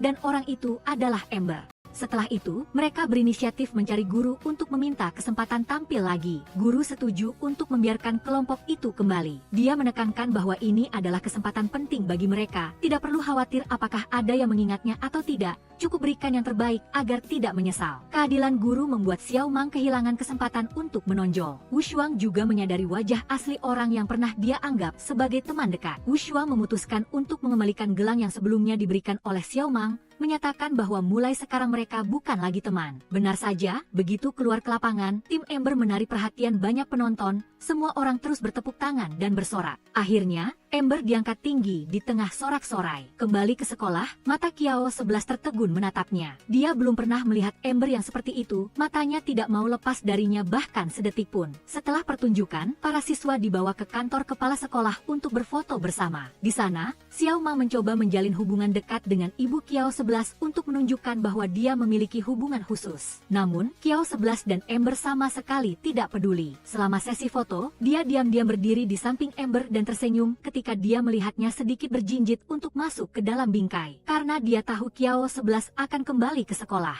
Ember secara khusus meminta ibunya untuk menyiapkan roti akar teratai dan kue apel jujube. Namun, Kiao 11 selalu bersama ibunya, sehingga Ember tidak dapat menemukan kesempatan untuk memberikan makanan kepadanya. Saat itu, Jiayun menghubungi Yu Tiao dan yang lainnya berharap mereka dapat membantu menghentikan Kiao 11. Fang Yuan mengumpulkan semua keberaniannya dan menghentikan Kiao 11 tepat di depan Bibi Liang. Dia berbohong bahwa guru Xia memintanya pergi ke kantor untuk mengambil materi pelajaran. Bibi Liang tidak percaya dan hendak menelepon guru Xia ketika ada pekerjaan mendesak di perusahaan. Dia harus kembali ke perusahaan terlebih dahulu, memberitahu pengemudi untuk mengantar Kiao 11 mengambil materi lalu mengantarnya kembali ke tempat pelatihan. Tak disangka, dalam perjalanan pulang mereka bertemu dengan guru Xia secara kebetulan. Guru Xia mengatakan tidak ada materi yang tersisa. Mau tidak mau, Kiao 11 harus mengikuti pengemudi. Ketika dia baru saja masuk ke dalam mobil, Yu Tiao, Ember dan teman-temannya menyusul. Pengemudi menghentikan mobil dan berkata bahwa dia perlu mampir ke toko sebelah untuk makan semangkuk mie. Butuh waktu sekitar setengah jam, Kiao 11 sangat berterima kasih kepada pengemudi. Akhirnya dia memiliki waktu berduaan dengan Ember. Keduanya masuk ke gang kecil, Ember mengeluarkan makanan buatan ibunya untuk Kiao 11 makan. Sebelum usia 10 tahun, Kiao 11 selalu sendirian, sampai ada soal matematika yang menemaninya, barulah kesepiannya perlahan hilang. Tetapi sejak dia bertemu dengan teman-teman di Kunshan, mereka membawa kebahagiaan menjadi dirinya sendiri. Ember bahkan menyembuhkan masa kecilnya yang tidak beruntung. Dia ingin berteman dengan mereka selamanya, tetapi dia tidak menyangka adegan mereka berdua berjalan di gang ditemukan oleh si ratu. Dia dengan naif berpikir bahwa selama dia luar biasa, dia pasti akan berdiri di samping Kiao 11. Karena itu, dia harus mendapatkan Kiao 11 dengan cara apapun. Xiao Mang mendatangi guru, berniat mengusulkan agar Ember keluar dari kelas 18. Tetapi sebelum dia sempat mengatakannya, guru memintanya untuk lebih membantu Ember, agar temannya tidak terpisah dari kelas. Karena tidak dapat menyelesaikannya sendiri, Xiao Mang memutuskan untuk mengumumkan masalah ini. Oleh karena itu, dia mengatur agar dua siswa perempuan datang ke gang. Hanya dengan cara ini posisi Ember di sekolah dan di kelas tidak akan baik. Yu Xiao dan teman-temannya melihat kedua siswi itu, lalu memberitahu Ember terlebih dahulu. Setelah itu mereka mencari cara untuk menghentikan mereka di jalan. Ember menerima kabar itu dan buru-buru mengajak Kiao 11 pergi. Ketika kedua siswi itu tiba di sana, mereka tidak melihat siapapun di gang. Kiao 11 menggendong Ember di lehernya. Mereka berlari sambil dikejar seekor anjing sehingga mereka tidak melihat skuter yang melaju dari depan. Mereka semua jatuh, kepala Kiao 11 terluka, sementara Ember pingsan saat melihat darah. Mereka dibawa ke ruang gawat darurat rumah sakit oleh pengemudi. Luka Kiao 11 harus dijahit beberapa jahitan.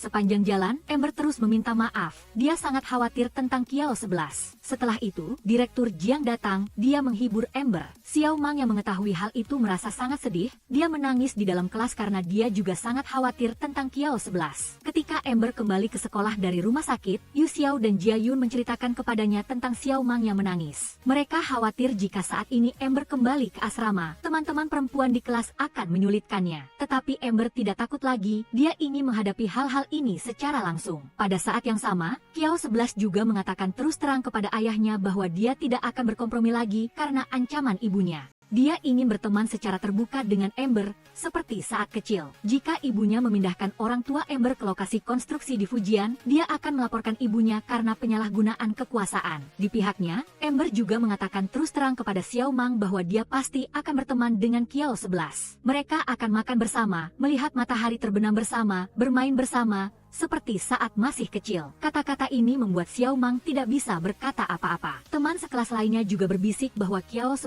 terluka karena kelelaannya. Tampaknya hubungan antara dia dan Ember benar-benar sangat baik. Bibi Liang yang mengetahui putranya terluka menjadi sangat marah. Dia mendapatkan nomor telepon pemilik skuter dari pengemudi dan mengetahui seluruh proses kecelakaan itu. Dia mendatangi rumah Ember, meminta Sheng Kuan untuk mendidik anak-anaknya dengan baik. Ember sangat marah. Dia hendak membalas sesuatu tetapi dihentikan oleh ibunya. Ember tidak bisa hanya melihat orang tuanya menderita karena urusannya. Dia mengambil uang dan mengejar Bibi Liang, menjelaskan bahwa itu adalah uang biaya pengobatan. Bibi Liang bertanya kepada Ember apakah dia memiliki sesuatu untuk dikatakan kepadanya. Ember menjawab bahwa dia hanya ingin berteman dengan Kiao 11. Tetapi Bibi Liang berpikir bahwa Ember akan memengaruhi Kiao 11. Dia ingat saat kecil, Ember pernah mengatakan kepadanya bahwa Kiao 11 bukan pengganti kakaknya. Dia adalah manusia yang nyata, memiliki kesukaannya sendiri. Bibi Liang merasa tidak berdaya, anak yang dia lahirkan dengan mempertaruhkan nyawanya, sekarang justru menentangnya karena orang luar. Bibi Liang memperingatkan Ember bahwa jika dia terus keras kepala, Kiao 11 akan kehilangan ibunya,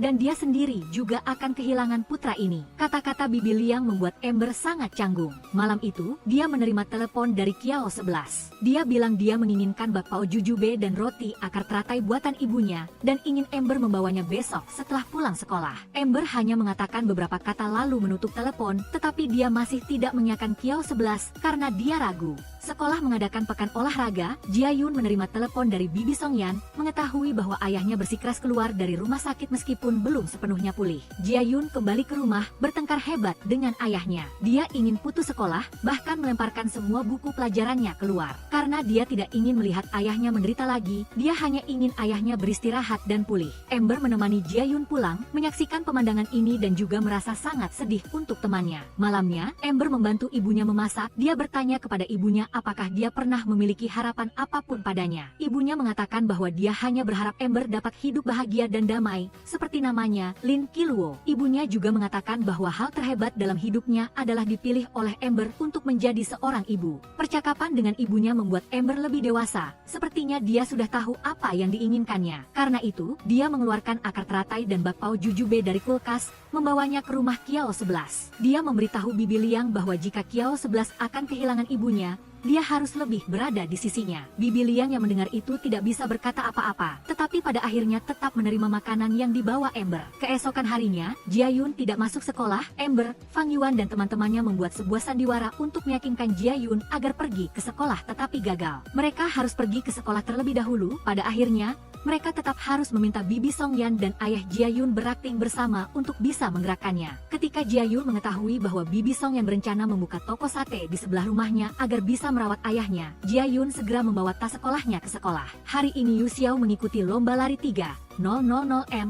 Jiayun ingin datang untuk menyemangatinya. Tepat saat keluar rumah, dia bertemu Kiao 11, jadi mereka berdua pergi ke sekolah bersama untuk menyemangati Yu Xiao. Saat berlari, Yu Xiao terjatuh. Kiao 11 berjalan di sampingnya. Seperti saat kecil, dia mengulangi kata-kata yang pernah Yu Xiao katakan kepadanya di masa lalu. Ember, Jiayun dan teman-temannya sudah menunggu di garis akhir. Yu Xiao menyelesaikan larinya, setelah itu dia dibawa ke ruang kesehatan oleh Kiao 11 dan yang lainnya. Untungnya tidak ada yang perlu dikhawatirkan. Sekarang, hubungan antara Kiao 11 dan yang lainnya sudah membaik. Dia akhirnya bisa kembali ke tim Kuishan. Toko sate Ibu Dushang dan toko kelontong ayah Jiayun akhirnya digabungkan menjadi satu. Bibi Songyan ingin membayar sewa tempat, tetapi Paman Qin tidak mau menerimanya. Dushang dan Jiayun saling membantu membersihkan. Jiayun sangat menyukai masakan Bibi Songyan, tetapi malam ini mereka tidak bisa makan bersama karena sudah berjanji akan pergi ke pantai untuk menyalakan kembang api. Tak disangka, ayah Dushang datang ke toko kelontong untuk membeli rokok. Sejak kecil Dushang sering dipukuli ayahnya. Dia memiliki temperamen yang sangat buruk. Suatu kali hanya karena ibunya memasak daging belum matang,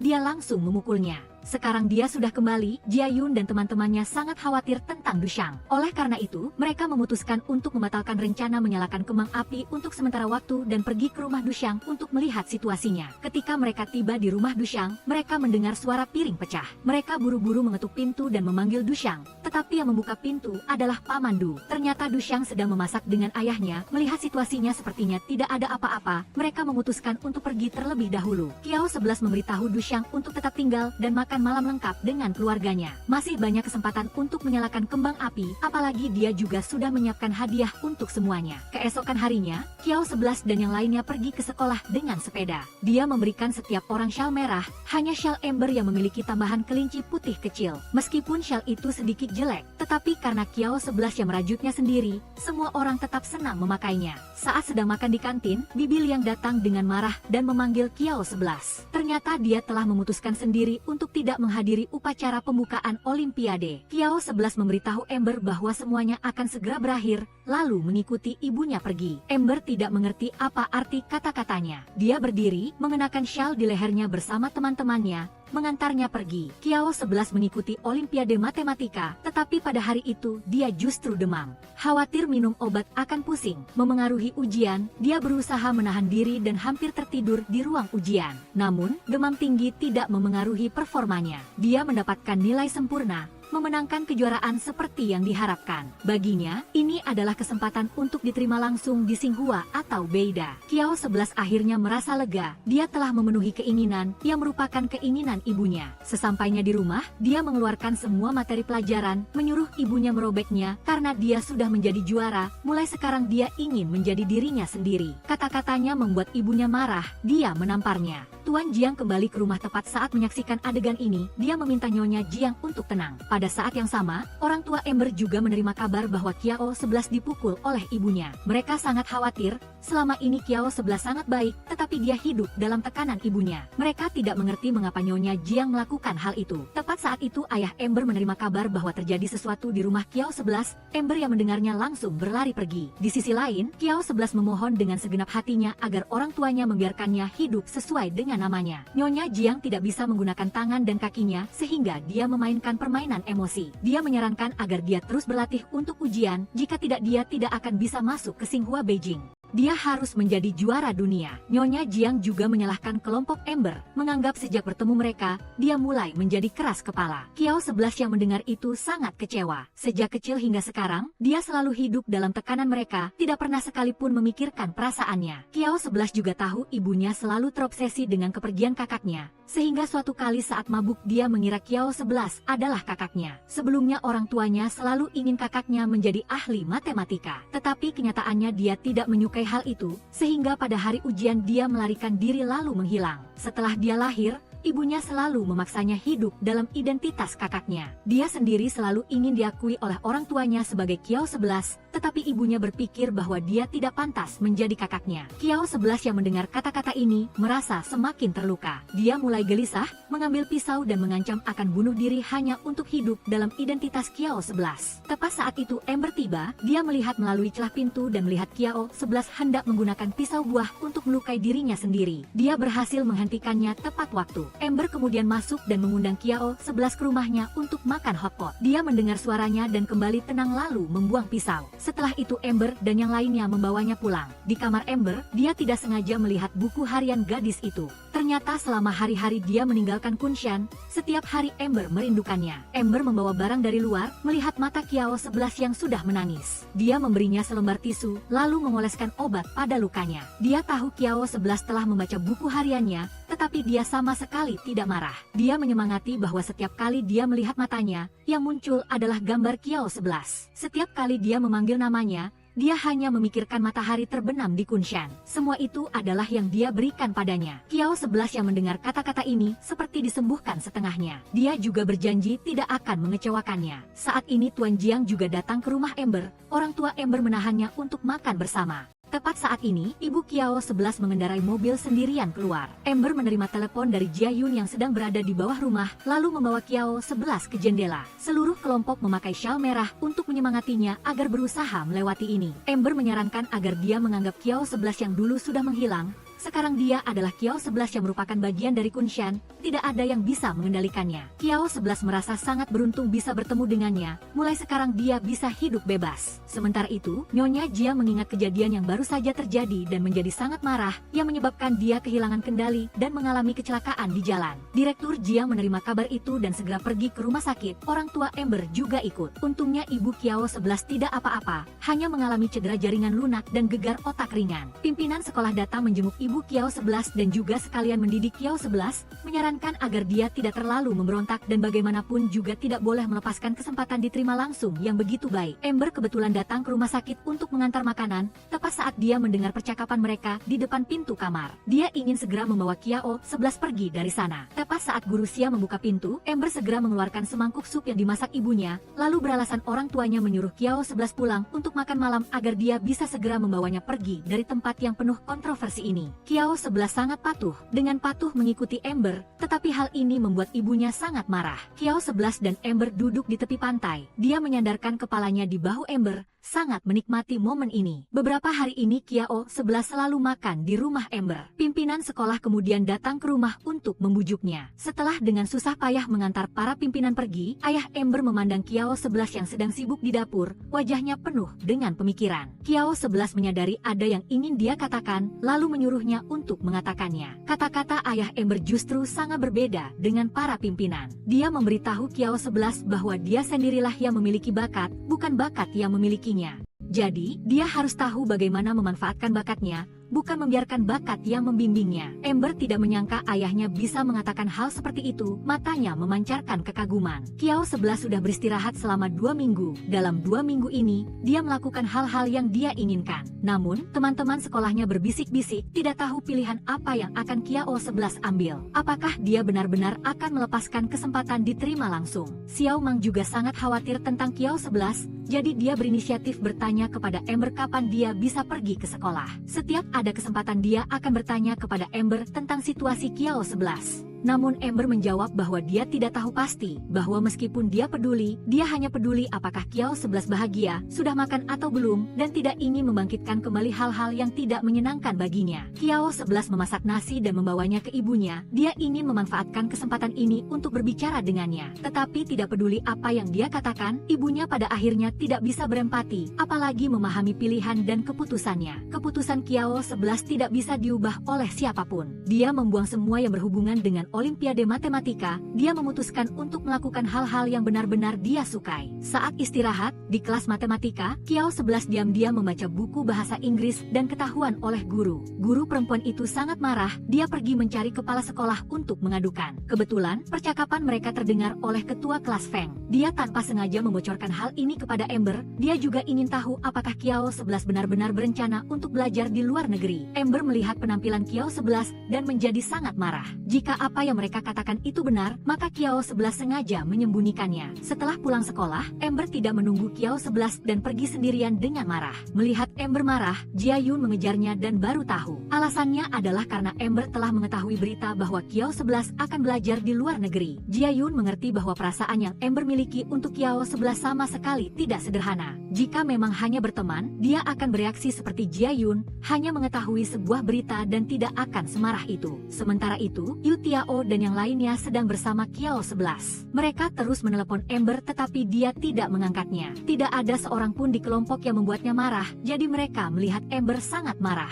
Semua orang tidak mengerti apa yang terjadi. Setelah itu, ketua kelas Feng datang untuk meminta maaf kepada Kiao 11. Saat itulah semua orang menyadari bahwa dia secara tidak sengaja memberitahu Ember tentang Kiao 11 yang akan belajar di luar negeri karena dia mengira Ember sudah tahu. Setelah itu, Ember seolah tidak terjadi apa-apa dan setuju untuk pergi makan malam bersama Kiao 11. Dia juga mengajak Yu Tiao dan beberapa teman lainnya untuk pergi bersama. Saat makan, Ember menunjukkan sikap tidak senang, makan beberapa suap lalu berdiri, membayar dan pergi. Melihat itu, Kiao 11 buru-buru mengejarnya. Dia memberitahu Ember bahwa dia ingin membawanya pergi dan bahwa rencana belajar di luar negeri ini sudah dia rencanakan sejak dia berada di Kunshan. Mereka berdua mengobrol sebentar dan akhirnya menyelesaikan masalah di hati mereka. Ember tidak memiliki rencana untuk belajar di luar negeri, dia merasa mereka berdua memiliki hal-hal pribadi yang ingin mereka lakukan. Maka fokuslah menyelesaikan tujuan masing-masing terlebih dahulu. Kiao 11 memberitahu Ember bahwa mereka harus berpisah untuk sementara waktu, tetapi pasti tidak akan terlalu lama. Dia berharap Ember pasti akan datang mencarinya dan dia akan berada di sana untuk menyambutnya. Ember berbicara di telepon dengan Jia Yun. Meskipun masih sedikit marah, tetapi setelah tenang,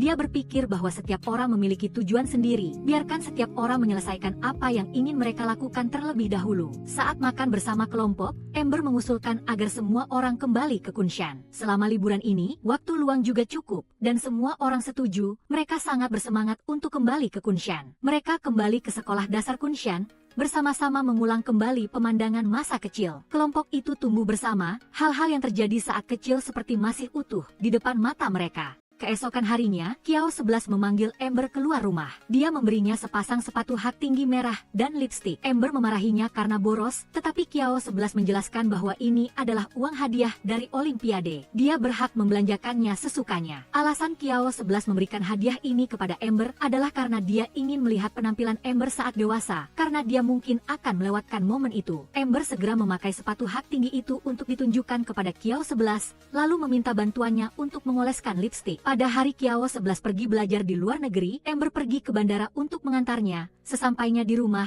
dia bertemu kembali dengan Paman Wang. Saat kecil, dia sangat dekat dengan paman itu. Setelah itu Paman Wang pergi merantau. Dan sekarang sudah membangun karir sendiri sehingga dia kembali secara khusus untuk mengunjungi keluarganya. Nyonya Sheng Kuan telah menyiapkan hidangan mewah di rumah. Saat pulang, Paman Wang sudah mabuk. Ember dan pamannya mengulangi tarian tangan yang sering mereka lakukan setiap kali berpisah saat kecil. Paman bilang jika butuh bantuan pasti harus bersuara. Sejak Kiao 11 pergi ke Hong Kong, kehidupan Ember dan teman-temannya kembali damai. Semua orang mengerahkan seluruh kekuatan untuk mempersiapkan ujian masuk universitas. Teman-teman sekelas lainnya sesekali juga menghubungi Kiao 11 tetapi jarang mendapatkan balasan. Sebaliknya, dia selalu menjaga kontak dengan Ember. Bahkan, Ember juga menemukan bahwa Kiao 11 sudah berbicara lebih banyak dari sebelumnya. Dia terus berbagi dengannya hal-hal yang dia lihat dan dengar di lingkungan baru. Ember tidak pernah berpikir bahwa dia akan kehilangan kontak dengan Kiao 11. Ujian masuk universitas yang ditunggu-tunggu oleh banyak orang akhirnya tiba. Para siswa setelah lama belajar akhirnya memasuki ruang ujian, menyerahkan seluruh 15 tahun belajar mereka ke setiap halaman dan menyerahkan lembar ujian dalam waktu yang ditentukan. Untuk merayakan selesainya ujian, para orang tua secara khusus mengatur hidangan mewah untuk anak-anak di restoran. Semua orang benar-benar santai, berkumpul bersama, tertawa dan berbicara dengan gembira. Hati mereka penuh dengan harapan untuk masa depan. Ember menceritakan hal-hal ini dalam pesan yang dia kirimkan kepada Kiao 11. Benar saja, dia membalas, mengucapkan selamat atas keberuntungannya dan semoga berhasil masuk ke universitas impiannya. Ember dengan gembira meneleponnya kembali, tetapi di ujung sana hanya terdengar suara notifikasi yang familiar. Nomor yang Anda hubungi sedang tidak aktif. Setelah penantian yang panjang, akhirnya hasil ujian diumumkan. Semua orang diterima di sekolah impian mereka. Ember juga diterima di Universitas Normal Utara. Tian Luo mengajak Ember kembali ke sekolah untuk membereskan barang-barang. Mereka berdua masuk ke kelas, melihat di laci Kiao 11 masih ada sedikit materi. Ember pun membantu membereskannya. Sue Luo mengungkapkan perasaannya kepada Andao, berharap hubungan mereka bisa berkembang lebih jauh. Namun, dia menolaknya dengan sopan. Sue Luo berkata bahwa dia sudah memperkirakan hal ini. Karena Kiaoshi sangat luar biasa, Andao tidak akan bisa melupakannya. Paman Chai datang ke rumah Andao, menonton saham di komputer bersama ayahnya. Paman Chai mengatakan bahwa manajer Liang tidak tahu masalah apa yang dia hadapi. Sahamnya jatuh begitu parah, tetapi dia masih berusaha menjualnya. Ayah Andao tidak mengerti. Paman Chai menjelaskan bahwa dengan situasi pasar saat ini, dia bisa kehilangan uang sebanyak harga sebuah mobil Audi dalam satu hari. Keduanya menganalisis, pasti ada sesuatu yang terjadi dengan keluarga Kiaoshi. Kalau tidak, Nyonya Liang tidak akan terburu-buru seperti itu. Melihat Andao kembali, keduanya langsung mengubah topik pembicaraan. Tidak menerima kabar apapun dari Kiaoshi, Andao sangat cemas. Dia membawa kue kurma ke rumahnya dan mengetuk pintu. Nenek tetangga memberitahunya bahwa keluarga Kiaoshi sudah pindah. Andao sangat terkejut setelah mendengarnya, bertanya-tanya apa yang harus dilakukan Kiaoshi saat dia kembali. Nenek itu mengatakan bahwa rumahnya belum terjual, Kiaoshi pasti akan kembali. Sejak saat itu, setiap kali ada waktu luang, Andao akan mondar-mandir di depan rumahnya. Dia percaya bahwa Kiaoshi pasti akan kembali. Dan benar saja, malam itu, Andao benar-benar bertemu dengan Kiaoshi, orang yang dia rindukan siang dan malam. Kiaoshi mengenakan pakaian hitam, dan di kepalanya ada topi hitam. Andao merasa penampilannya tampak mencurigakan. Namun, kegembiraan bertemu kembali menutupi kecurigaannya tentang pakaiannya. Dia bertanya mengapa dia ada di sini. Kiaoshi mengatakan dia tidak akan belajar di luar negeri lagi. Dia juga tahu bahwa Andao telah lulus ujian masuk Universitas Normal Utara, jadi dia berencana untuk mendaftar ke sekolah terdekat sehingga mereka bisa bersama setiap hari. Mendengar rencananya, Andao tidak ragu sama sekali. Dengan kemampuan akademis Kiaoshi, dia bisa masuk ke sekolah mana saja. Pada saat ini, Andao dengan gembira mencium Kiaoshi. Setelah terkejut beberapa saat, dia membalasnya dengan antusias. Lalu dengan mudah melepas kalung ember di lehernya. Kiaoshi memberitahu Andao bahwa dia sangat menginginkan kue kurma buatan ibunya.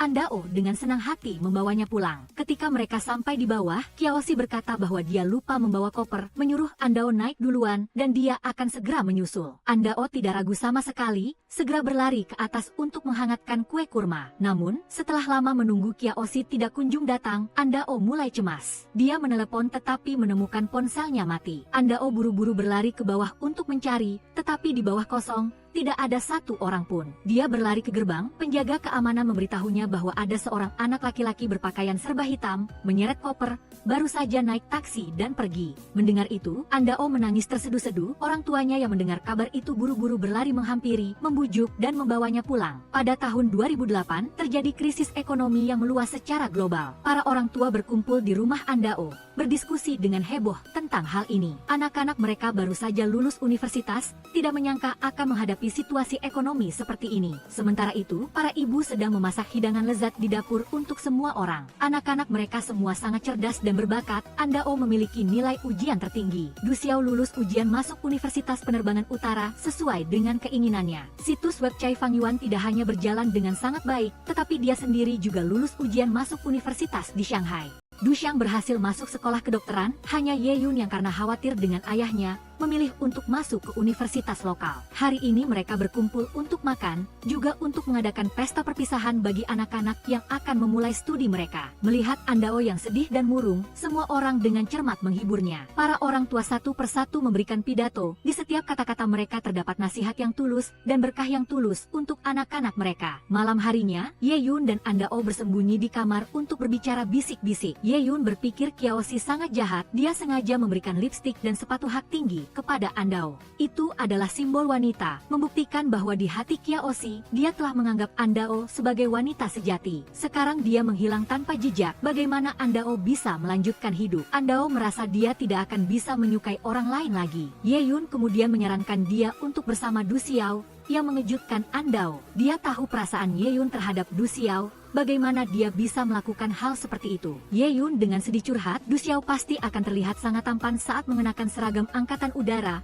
pasti akan banyak gadis yang menyukainya. Andao tidak bisa menahan tawa, dan mereka berdua mulai bercanda. Pada hari pertama masuk sekolah, Andao tidak membiarkan orang tuanya mengantarnya, dia pergi sendirian ke Universitas Normal Utara untuk melakukan prosedur pendaftaran. Dia ditempatkan di asrama putri. Ketika dia masuk membawa barang bawaannya, dia melihat ruangan itu gelap, 3 gadis sedang tidur meskipun hari masih terang. Mengetahui bahwa dia adalah mahasiswa baru yang datang untuk mendaftar, mereka perlahan-lahan bangun untuk membersihkan kamar. Ternyata tadi malam mereka minum terlalu banyak. Setelah semuanya beres, Andao menelepon orang tuanya untuk memberitahu bahwa dia baik-baik saja. Mengetahui bahwa dia tinggal sekamar dengan beberapa kakak tingkat akhir, ibunya sedikit khawatir, takut Andao akan diintimidasi. Andao menyuruh ibunya untuk tidak khawatir, dia bukan anak kecil lagi. Pelatihan militer untuk mahasiswa baru dimulai, pelatihnya sangat ketat, seperti putri-putri kecil yang punya cara sendiri, mereka berpura-pura sakit untuk menghindari lapangan latihan yang panas. Hanya Andao yang tetap gigih sampai akhir, bahkan dipuji oleh pelatih. Setelah pelatihan militer, Andao kembali ke asrama. Ketika sampai di pintu, dia mendengar para kakak tingkat sedang berbicara di dalam, bahwa mereka tidak ingin memiliki teman sekamar seperti itu. Andao mengira mereka membicarakannya, jadi dia berbalik dan turun, menunggu sampai lampu di kamar mati semua baru kembali. Cerita tentang kamar yang sering dihantui di ujung timur gedung asrama, tepat di sebelah kamar mereka. Namun setelah mendengarnya, Andao tidak hanya tidak takut, dia malah menceritakan kisah hantu lain kepada mereka. Tak disangka, ketiga kakak tingkat ini malah ketakutan. Tengah malam, salah satu kakak tingkat membangunkan Andao, meminta dia menemaninya ke toilet. Setelah kembali, kakak tingkat itu mengatakan bahwa cerita Andao terlalu menakutkan, lalu mengajak Andao tidur bersamanya. 2 kakak tingkat lainnya juga terbangun, semua orang menggoda mereka berdua yang akhirnya tidur di satu ranjang. Andao kemudian langsung to the point, bertanya apakah mereka tidak menyambutnya. Dia telah mendengar semua yang mereka katakan di luar pintu, jadi dia menunggu sampai semua orang tidur baru kembali. Namun para kakak tingkat ini malah menceritakan kisah hantu, jelas ingin menakut-nakuti saya agar pergi. Setelah mendengarnya, mereka baru tahu bahwa kesalahpahaman ini sudah terlalu jauh. Ternyata, maksud mereka adalah Andao pada hari pertama datang sudah bertemu dengan 3 hantu mabuk di kamar. Kesan pertama pasti tidak baik, dan dia tidak akan menyukai teman sekamar seperti mereka. Jadi mereka berpikir cara untuk mengubah kesan Andao. Dia masih kecil, jadi pertama-tama ceritakan kisah hantu untuk menakut-nakuti sedikit, lalu salah satu kakak tingkat akan tidur bersama untuk menghiburnya. Dengan begitu, hubungan akan menjadi lebih akrab. Tak disangka, Andao malah menceritakan kisah yang lebih menakutkan dari mereka. Setelah semuanya jelas, kesalahpahaman pun terurai.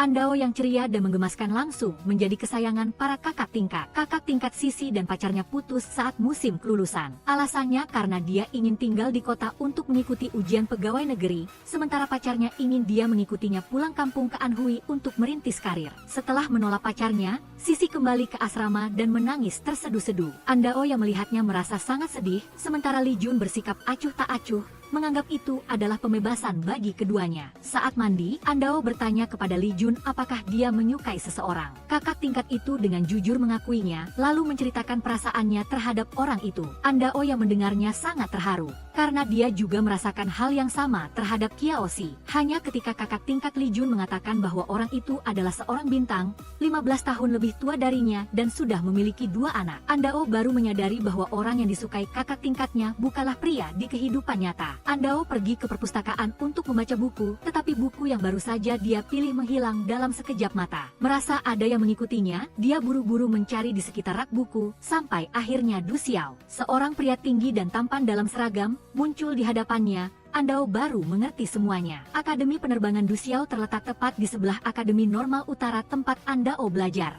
Hari ini, dia secara khusus meluangkan waktu untuk mengunjunginya. Kedua sahabat itu kemudian mengobrol tentang masa lalu, dan Kyaoshi adalah topik yang tidak bisa tidak dibahas. Melihat Andao yang masih murung, Du Xiao berjanji akan meminta ayahnya untuk mencari nomor telepon Bibi Liang. Saat itu dia bisa meneleponnya untuk menanyakan kabar Kyaoshi. Saat mengantar Du Xiao pulang, Andao kebetulan bertemu dengan kakak tingkat Li Jun. Kakak tingkat itu bersikeras bahwa Du Xiao adalah pacar Andao, dan langsung menariknya kembali agar kakak tingkat lainnya bisa menginterogasinya. Andao harus menjelaskan berkali-kali bahwa dia dan Du Xiao hanyalah sahabat sejak kecil, sedangkan pacar aslinya adalah orang lain. Kemudian, dia menceritakan kisah antara dirinya dan Kyaoshi kepada 3 kakak tingkatnya. Mendengar bagian di mana Kyaoshi tiba-tiba menghilang, para kakak tingkat itu semua beranggapan bahwa kisah cinta Andao ini lebih banyak buruknya daripada baiknya. Dia melakukan itu jelas tidak ingin Andao menemukannya. Namun, Andao masih mengingat dengan jelas kata-kata Kyaoshi saat pergi. Dia menyuruhnya untuk tidak melupakannya. Oleh karena itu, Andao bertekad untuk menemukan dia dimanapun dia berada, dan dia sudah mulai menabung untuk itu. Para kakak tingkat akan lulus, semua orang makan malam perpisahan bersama. Andao tiba-tiba menerima pesan dari Du Xiao yang mengirimkan nomor telepon ibu Kyaoshi. Dia segera mencari sudut tersembunyi untuk menelepon, tetapi dia masih menjaga nada dingin dan jauh. Dia tidak setuju memberikan nomor Kyaoshi kepadanya. Jika dia menghubungi dia, mereka berdua tidak akan bisa bertemu lagi. Terlebih lagi, sekarang Kyaoshi juga tidak mengangkat teleponnya. Dia menasihati Andao untuk menikmati kehidupan kampusnya dan tidak mencari cara untuk menghubungi Kyaoshi lagi. Kakak tingkat Li Jun dan Fang Shuang sudah mabuk. Andao kemudian curhat kepada kakak tingkat Sisi. Dia tidak tahu apakah dia bisa bertahan lagi. Kakak tingkat Sisi kemudian memberikan nomor telepon Andao kepada Chuan Chuan, seorang siswa sekolah dasar yang dia ajar, dan mengatakan bahwa mulai sekarang gadis kecil itu akan menjadi guru anak laki-laki itu.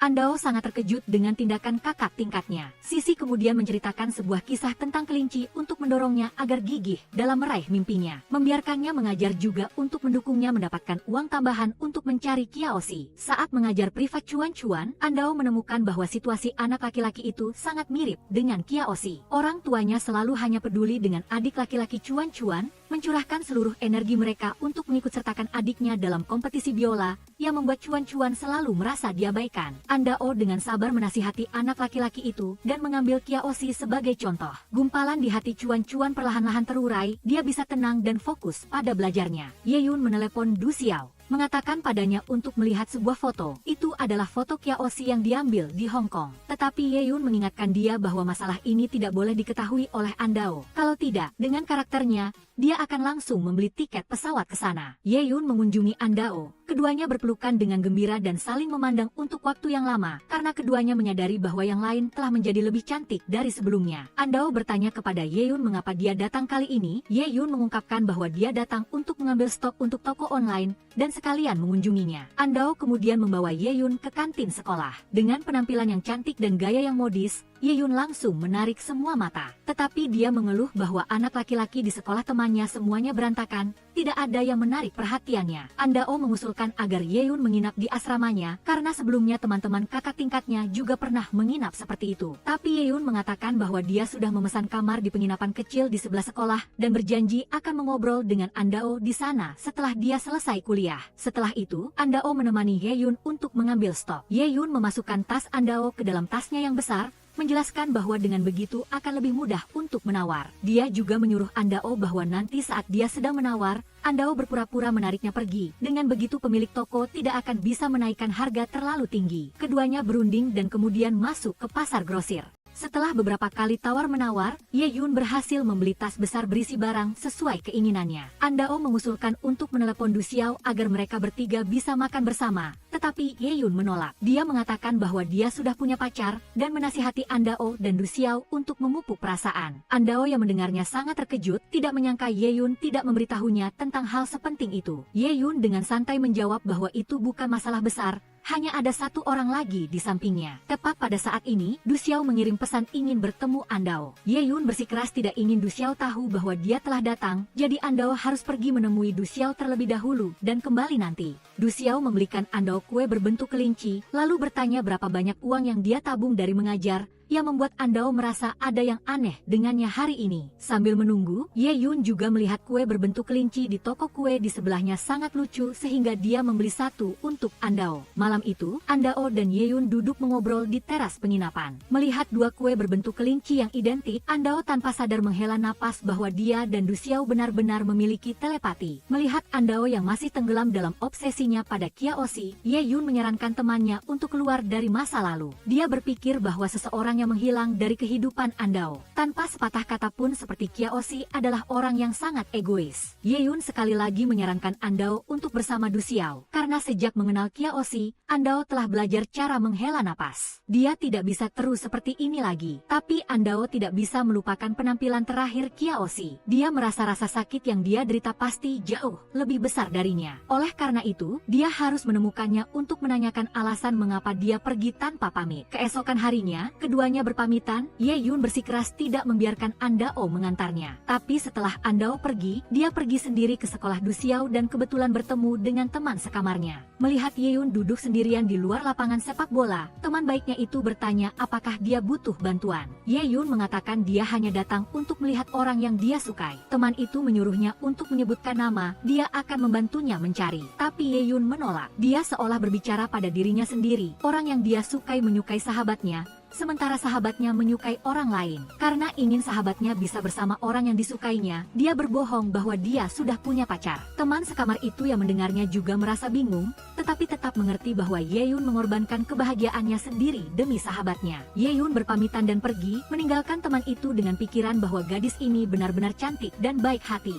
Sementara itu, Du Xiao berada di asrama mengobrol dengan seorang gadis di Hong Kong. Sejak mengetahui Kiaoshi mengajar privat gadis itu, Du Xiao terus menjalin kontak. Dia naik pesawat ke Hong Kong. Setelah bertemu langsung, dia menunjukkan semua dokumen identitas untuk membuktikan bahwa dia bukan orang jahat. Akhirnya, gadis itu memberinya alamat Kiaoshi. Du Xiao mencari tempat tinggalnya, melihat ruangan itu sangat berantakan. Dia mengetuk pintu, tetapi tidak ada yang membukanya. Saat hendak pergi, dia mendengar suara orang berbicara di teras. Jadi dia naik. Dia melihat Kiaoshi yang sudah lama tidak bertemu sedang bermain kartu dengan beberapa pemuda lainnya. Du Xiao langsung menghampiri dan duduk. Ketika yang lain melihatnya, mereka diam-diam mundur. Du Xiao bertanya mengapa dia pergi begitu saja. Apakah dia tidak tahu Andao selalu merindukannya? Kiaoshi menjawab bahwa dengan penampilannya yang sekarang, bagaimana dia bisa menghubungi Andao? Du Xiao berteriak, kalau tidak kembali sekarang, apakah harus menunggu 10 atau 20 tahun lagi? Pada saat itu, Andao sudah menikah dan punya anak. Kiaoshi merasa sakit hati dan tidak bisa berkata-kata. Du Xiao mengambil ranselnya. Kali ini dia datang berkunjung. Melihat Kiaoshi baik-baik saja, dia merasa tenang, dan ketika dia kembali dia akan memberitahu Andao bahwa dia menyukainya. Meskipun hatinya hancur, Kiaoshi tidak menunjukkan ekspresi apapun. Dia hanya berterima kasih kepada Du Xiao karena telah mengunjunginya. Saat membaca buku di perpustakaan, Andao digoda oleh kakak tingkat Li Jun tentang mengapa akhir pekan ini tidak pergi makan dengan pria tampan dari jurusan penerbangan. Andao menjawab bahwa tidak perlu selalu pergi bersama.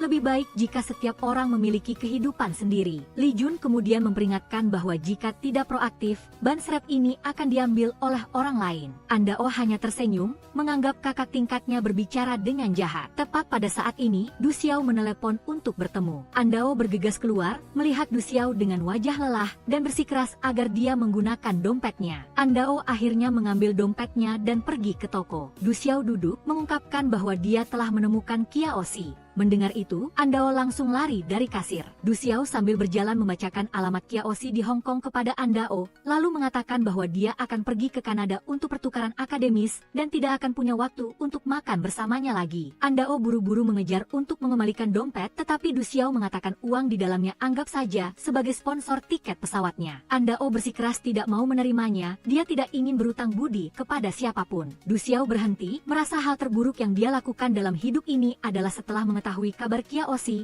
dia tidak langsung memberitahunya. Andao yang mendengarnya sangat terharu. Dia dengan tulus berterima kasih kepada Du Xiao dan berjanji bahwa ketika dia sampai di Hong Kong, dia akan membelikannya kacamata hitam yang disukainya. Setelah Du Xiao pergi, Kiaoshi pergi ke rumah sakit untuk merawat sepupunya yang lumpuh. Mengingat kata-kata Du Xiao, dia tidak bisa menahan air matanya. Ipar perempuannya datang membawa makanan, melihat pemandangan iparnya yang selama bertahun-tahun masih setia merawat saudaranya. Kiaoshi sangat tidak kagum dengan kegigihan iparnya. Sementara Andao, dia buru-buru melakukan prosedur dan menyiapkan barang bawaan. Kakak tingkat Li Jun menganggap dia sedang mencari masalah sendiri. Tidak ada gadis yang mencari pria seperti ini. Tetapi Andao menjelaskan bahwa dia sudah mengetahui alamatnya di Hong Kong. Jika dia tidak pergi sekarang, Kiaoshi akan pindah ke tempat lain dan dia akan semakin sulit menemukannya. Andao menyeret kopernya keluar dari sekolah. Para kakak tingkat menasihatinya tentang banyak hal. Khawatir seorang gadis yang masih asing di Hong Kong tidak akan aman. Jika ada sesuatu harus segera menelepon. Berdasarkan alamat yang diberikan Du Xiao, Andao butuh waktu lama untuk menemukan kompleks apartemen tempat Kiaoshi menyewa. Tetapi karena dia tidak bisa berbahasa Kanton, penjaga gerbang bersikeras tidak mengizinkannya masuk. Merasa tidak berdaya, dia duduk di sudut untuk menunggu. Larut malam, pemilik rumah yaitu Ah Hin kembali. Melihat Andao tertidur di atas kopernya, dia membangunkannya. Melihat Andao yang sangat terkejut, Ah Hin tersenyum dan menyuruhnya masuk. Dia akan memperhatikannya. Dia bertanya apakah dia datang mencari seseorang. Andao buru-buru menyebutkan nama Kiaoshi.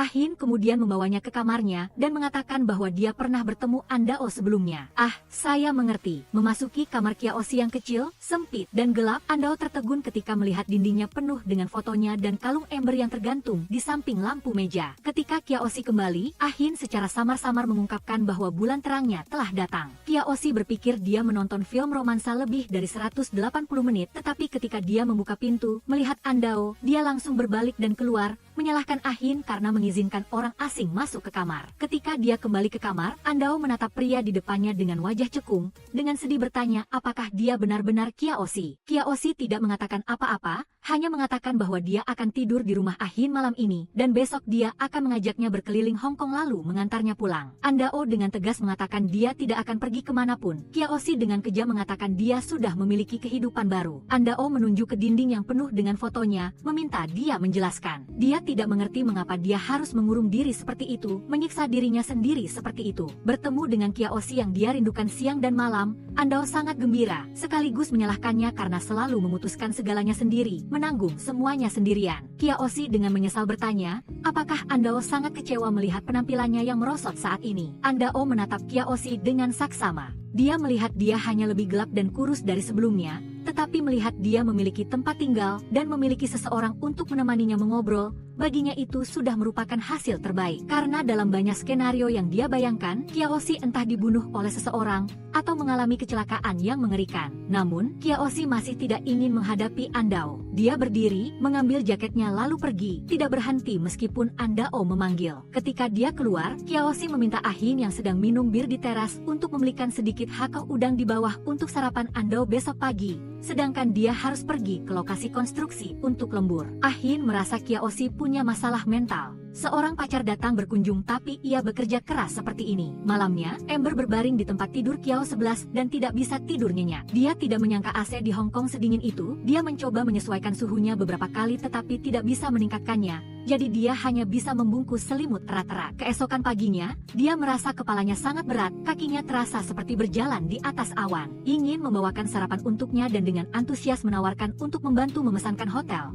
Tetapi Ember dengan tegas mengatakan bahwa dia tidak akan pergi dari sini. Meskipun Kiao 11 tidak ada di rumah, dia pasti akan kembali untuk mengambil dokumen dan barang bawaannya. Ingin meyakinkannya bahwa Kiao 11 hanya pergi ke lokasi konstruksi untuk bekerja. Dia tidak akan pergi karena jika dia ingin pergi, dia sudah pergi sejak lama. Ingin tiba-tiba memberitahu Ember bahwa jika dia mau, dia bisa mengantarnya untuk menemui Kiao 11. Mendengar itu, Amber buru-buru sarapan lalu naik mobil Yingyin untuk mencari Kiao 11. Dalam perjalanan, Yingyin memberitahu bahwa Kiao 11 saat ini belajar di Universitas Hong Kong dan juga bekerja di lokasi konstruksi. Mahasiswa sepertinya sangat disambut di lokasi konstruksi, setiap bulan bisa mendapatkan 5–60 ribu. Amber sangat terkejut mengetahui bahwa dia bisa menghasilkan begitu banyak uang. Ingin menambahkan bahwa itu belum semuanya, Kiao 11 juga bekerja paruh waktu sebagai guru les, tetapi pekerjaan ini cukup merepotkan karena ia harus kembali ke Shenzhen setiap hari. Karena Kiao 11 sangat cerdas dan telah membantunya menghasilkan banyak uang, ingin memberinya kamar terbesar dengan harga termurah. Setelah mendengarkan, Amber sangat terkejut mengapa Kiao 11 harus mempertaruhkan nyawanya untuk menghasilkan uang sebanyak itu. Namun, ingin ragu-ragu untuk berbicara, hanya memintanya untuk bertanya sendiri kepada Kiao 11 saat mereka bertemu. Sesampainya di lokasi konstruksi, Amber melihat Kiao 11 sedang makan dengan pekerja lain dan memanggil namanya dengan lantang. Melihat Amber mencarinya sampai di sana, Kiao 11 segera mencoba bersembunyi. Amber mengejarnya hingga kehabisan napas dan tiba-tiba jatuh tersungkur di tanah. Saat itulah Kiao 11 berbalik dan menggendongnya. Dia membawa Amber ke klinik untuk diperiksa. Dokter mengatakan bahwa Amber belum sempat beradaptasi dengan cuaca di Hong Kong dan karena perubahan suhu yang mendadak, dia mengalami sengatan panas. Berbaring di ranjang rumah sakit, Amber memimpikan dirinya dan Kiao 11 saat masih kecil. Ketika membuka mata, dia menyadari Kiao 11 di depannya telah tumbuh sebesar ini. Kiao 11 berbisik bahwa keduanya telah dewasa. Sesampainya di tempat tinggalnya, Kiao 11 dengan canggung memberitahu Amber bahwa AC rusak. Amber mengatakan ingin mandi, Kiao 11 bergegas ke kamar mandi umum untuk membersihkannya. Pintu kamar mandi rusak, jadi dia berjongkok di luar untuk menjaganya. Amber membuka keran, air mata mengalir tak terkendali, tidak tahu apakah itu tangisan untuk dirinya sendiri atau untuk Kiao 11. Ketika Kiao 11 selesai mandi dan kembali, Amber menatapnya, masih dengan penampilan anak laki-laki SMA yang bersih dan ceria. Kiao 11 hanya mengatakan bahwa dia terkena sengatan matahari sedikit. Amber menatap lurus ke wajahnya, dengan serius memintanya untuk menceritakan semua yang terjadi selama 2 tahun terakhir. Amber ingin tahu apa yang telah Kiao 11 alami selama beberapa tahun ini, tetapi dia tidak tahu harus mulai dari mana. Amber memecah keheningan, menyuruh Kiao 11 datang dan berbaring di tempat tidur. Kiao 11 sedikit ragu, tetapi tetap menurut dan berjalan, dengan malu-malu berbaring di tepi tempat tidur. Amber menceritakan bahwa tadi malam dia tidak ada di sini, dia tidak berani tidur. Sekarang dia ingin tidur untuk menebusnya.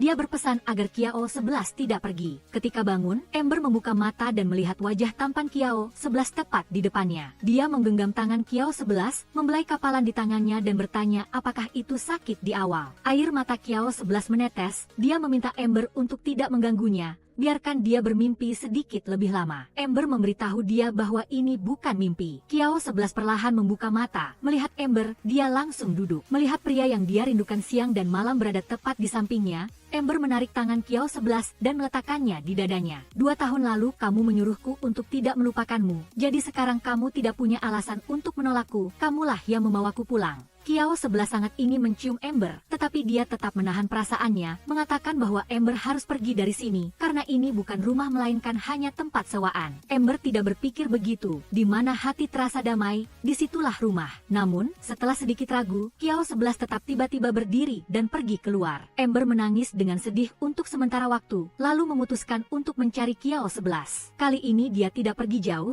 hanya duduk berjongkok di tangga, dengan kedua tangan memegang kepala penuh penderitaan. Amber datang ke sisinya untuk menghibur bahwa dia tidak perlu merasa menyedihkan. Orang yang dia sukai bukanlah Kiao 11 yang selalu mengenakan aura yang cemerlang. Meskipun kamu biasa-biasa saja atau luar biasa, aku tetap menyukaimu, tidak perlu lagi memaksakan diri dan berpura-pura di depanku. Namun Kiao 11 tetap tidak bisa melepaskan beban di hatinya. Dia berpikir sejenak lalu berkata kepada Amber, berikan aku sedikit waktu lagi, tunggu, aku mencarimu. Amber yang mendengarnya langsung marah, dia juga seorang gadis yang masih muda, tidak ingin memiliki pacar yang tidak jelas, tidak menjawab telepon, tidak membalas pesan. Dia mempertanyakan Kiao 11, sampai kapan dia harus menunggu, sampai dia menikah dengan orang lain, apakah dia harus selalu mengingatnya. Melihat Kiao 11 tidak bereaksi, Amber dengan marah memutuskan untuk tidak menyukainya lagi, dia akan kembali ke Hangyang. Setelah mengatakannya, Amber kembali ke kamar dan buru-buru mengemasi barang-barangnya, menyeret koper melewati Kiao 11. Dia ragu-ragu, tetapi tidak memiliki keberanian untuk menahannya. Amber pergi ke pinggir jalan dan memanggil taksi lalu langsung naik. Pada saat ini Kiao 11 baru panik, dia buru-buru mengejar, terus berteriak meminta Amber untuk tidak pergi. Melihat taksi melaju begitu saja, semakin menjauh, Kiao 11 dengan putus asa berbalik dan menyandarkan dirinya di pagar pembatas. Tiba-tiba, suara Amber terdengar dari belakang. Kiao 11 segera berbalik melihat Amber berdiri di seberang jalan. Ternyata, Amber telah melihatnya mengejar taksi. Kiao 11 sangat tersentuh. Dia bergegas ke sisi Amber.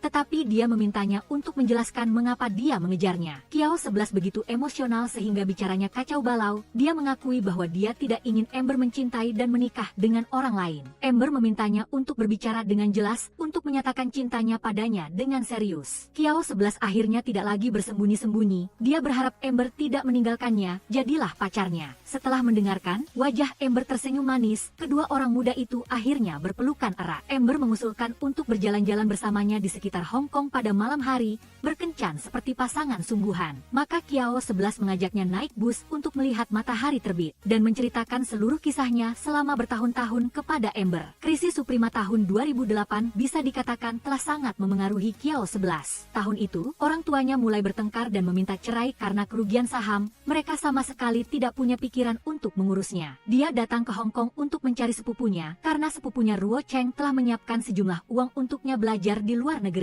Namun, sepupunya juga bekerja di industri keuangan sehingga mengalami kerugian besar dalam krisis ini. Meskipun ada orang tua di atas dan anak-anak di bawah, sepupunya tetap bersikeras untuk tidak menyentuh uang kuliah Kiao 11. Saat makan bersama, dia masih penuh percaya diri mengingatkan Kiao 11 bahwa dia hanya perlu berusaha sampai lulus kuliah, semuanya akan kembali membaik. Seorang bawahan sepupunya datang, membuat keributan dan menanyakan mengapa ia dipecat. Sepupunya buru-buru menarik orang itu ke samping untuk menjelaskan, tetapi ia didorong jatuh dari lantai atas. Karena tidak memiliki asuransi kesehatan, sepupunya harus menghabiskan banyak uang di rumah sakit untuk bertahan hidup. Perjalanan studi Kiao 11 di luar negeri pun tidak bisa terwujud. Dia harus bekerja di mana-mana untuk mengumpulkan uang biaya rumah sakit untuk sepupunya. Hal pertama yang sepupunya lakukan setelah sadar adalah mencari teman baiknya dari dulu, meminta orang itu untuk membantu melamar ke Universitas Hong Kong. Akhirnya, melihat prestasi akademik Kiao 11 yang terlalu luar biasa, pihak universitas setuju untuk mengizinkannya masuk terlambat 1 tahun. Mendengar Kiao 11 menceritakan pengalamannya selama lebih dari 2 tahun terakhir, Amber sangat sedih. Dia seharusnya menceritakan semuanya padanya lebih awal. Dengan begitu dia bisa menghadapinya bersamanya, bukan membiarkannya berjuang sendirian. Kiao 11 tiba-tiba menerima telepon dari kakak ipar yang memberitahukan bahwa sepupunya telah menghilang. Dia dan Amber bergegas mencarinya dan menemukan bahwa sepupunya telah pulang sendirian. Rumah besar mereka sekarang tidak ada lagi. Seluruh keluarga, tua dan muda, harus berdesakan di sebuah apartemen sempit. Sepupunya merasa sangat bersalah karena telah menjadi beban bagi keluarga. Kakak ipar dan dia saling berpelukan dan menangis terseduh-seduh. Di hati kakak ipar, dia tidak pernah menjadi beban. Sebaliknya, pemulihannya setiap hari adalah harapan terbesar bagi seluruh keluarga. Amber secara resmi datang ke rumah sakit untuk mengunjungi sepupunya. Dia memberitahunya bahwa meskipun ini adalah pertemuan pertama mereka, dia sudah lama mengenalnya. Karena Kiao 11 selalu menyebut-nyebut namanya, seorang mantan rekan kerja yang pernah bekerja di bawah sepupunya datang berkunjung. Mulutnya selalu menunjukkan rasa terima kasih atas bantuan sepupunya di masa lalu. Tetapi begitu dia berbalik dan menelepon orang lain, dia mengucapkan kata-kata sinis dan beracun. Kiao 11 kebetulan mendengar isi telepon, tidak bisa menahan amarahnya dan bergegas untuk menghajar pria itu. Amber dan kakak ipar buru-buru menariknya. Kakak ipar melangkah di depan pria itu, menamparnya dan dengan marah mengusir orang yang tidak tahu berterima kasih itu. Menyaksikan adegan itu, Amber merasa kakak ipar terlihat sangat keren saat itu, seperti pahlawan wanita. Setelah itu, kakak ipar membawa Amber dan Kiao 11 ke hotel mewah untuk pesta penyambutan. Kiao 11 berpikir tidak perlu mengeluarkan uang sebanyak itu, tetapi Amber mengerti maksud kakak ipar. Dia menggunakan cara ini untuk meyakinkan mereka, agar mereka tidak melupakan hari-hari baik yang telah berlalu. Kakak ipar juga mengatakan bahwa sepupunya masih memiliki kartu prabayar di sini. Saat membayar, Kiao 11 menemukan kartu sepupunya telah dikunci dan uang tunai yang dibawanya tidak cukup. Melihat itu, Amber langsung mengeluarkan kartunya untuk membayar. Hati kakak ipar merasa tidak enak. Dia meminta mereka berdua menunggunya, lalu berlari ke kios lotre di pinggir jalan, membeli 3 lembar tiket lotre dan memberikan Amber untuk memilih satu. Kiao 11 tidak terlalu peduli, karena menurut perhitungan probabilitas, kemungkinan menang tidak sampai 1/10 juta. Tapi Amber tidak ingin membuat kakak ipar kehilangan semangat. Dia dengan gembira membawa tiket itu pulang, seperti yang dikatakan kakak ipar, itu untuk membeli harapan untuk dirinya sendiri. Saat undian lotre, Kiao 11 terkejut menemukan bahwa Ember benar-benar memenangkan hadiah keempat. Ember senang dan terkejut, dia memutuskan untuk menggunakan uang itu untuk membelikan kacamata baru untuk Yu Xiao. Ember dan Kiao 11 pergi bersama untuk membeli kacamata untuk Yu Xiao. Kiao 11 membantunya mencoba kacamata, tetapi setiap bingkai yang dia kenakan terlihat tampan dan luar biasa, membuat Ember bingung harus memilih yang mana. Kiao 11 mengusulkan biarkan dia yang membelikan kacamata untuk Yu Xiao, karena Yu Xiao telah datang dan berbicara banyak dengannya terakhir kali. Dia sangat berterima kasih padanya. Ember menyalahkannya karena terlalu sopan, tetapi dia juga sangat berterima kasih kepada Yu Xiao. Jika bukan karena dia, tidak akan mudah untuk menemukan Kiao 11. Dia bertanya pada Kiao 11 apakah dia ingin membeli sesuatu. Dia masih punya cukup banyak uang dan ingin membelikan sesuatu untuknya. Hal yang Kiao 11 inginkan sangat mengejutkan Ember, karena dia menginginkan satu set panci dan wajan. Selama bertahun-tahun berpisah dari Ember, dia telah membayangkan lebih dari sekali adegan di mana dia memasak makanan lezat untuknya. Resep-resep itu sudah tertanam kuat di kepalanya, sama akrabnya dengan rumus matematika. Keduanya pergi ke supermarket untuk berbelanja. Meskipun ini adalah pertama kalinya, dalam pikiran Kiao 11, adegan ini telah muncul berkali-kali. Ketika sampai di depan sebuah stan, Ember mengira dia ingin membeli rokok, jadi dia dengan murah hati menyetujuinya. Dia tidak menyangka Kiao 11 akan balik bertanya dengan terkejut apakah dia serius. Baru setelah Ember melihat kotak-kotak 3 serigala di stan, wajahnya memerah karena malu. Keduanya menggunakan sisa uang untuk membeli tanaman hijau, suplemen untuk keluarga sepupunya, dan juga anggur yang disukai kakak ipar. Dalam perjalanan pulang, Kiao 11 tiba-tiba bertanya pada Ember apakah dia akan setuju jika dia kembali ke Hangyang untuk kuliah. Ember bertanya apa yang sudah dia pikirkan. Kiao 11 mengatakan bahwa dia belum melupakan pengetahuan sebelumnya. Dia percaya jika dia mengikuti ujian masuk perguruan tinggi lagi, dia pasti akan lulus. Ember telah melakukan terlalu banyak untuknya. Dia tidak ingin mereka berdua harus menjalin hubungan jarak jauh lagi. Sesampainya di rumah sepupunya, kakak ipar telah memasak satu meja penuh dengan hidangan lezat. Seluruh keluarga berkumpul bersama dan makan dengan gembira. Sepupunya memberitahu semua orang bahwa dia akan segera keluar dari rumah sakit. Hutang-hutang yang lalu, jika dia bisa menanganinya secara langsung,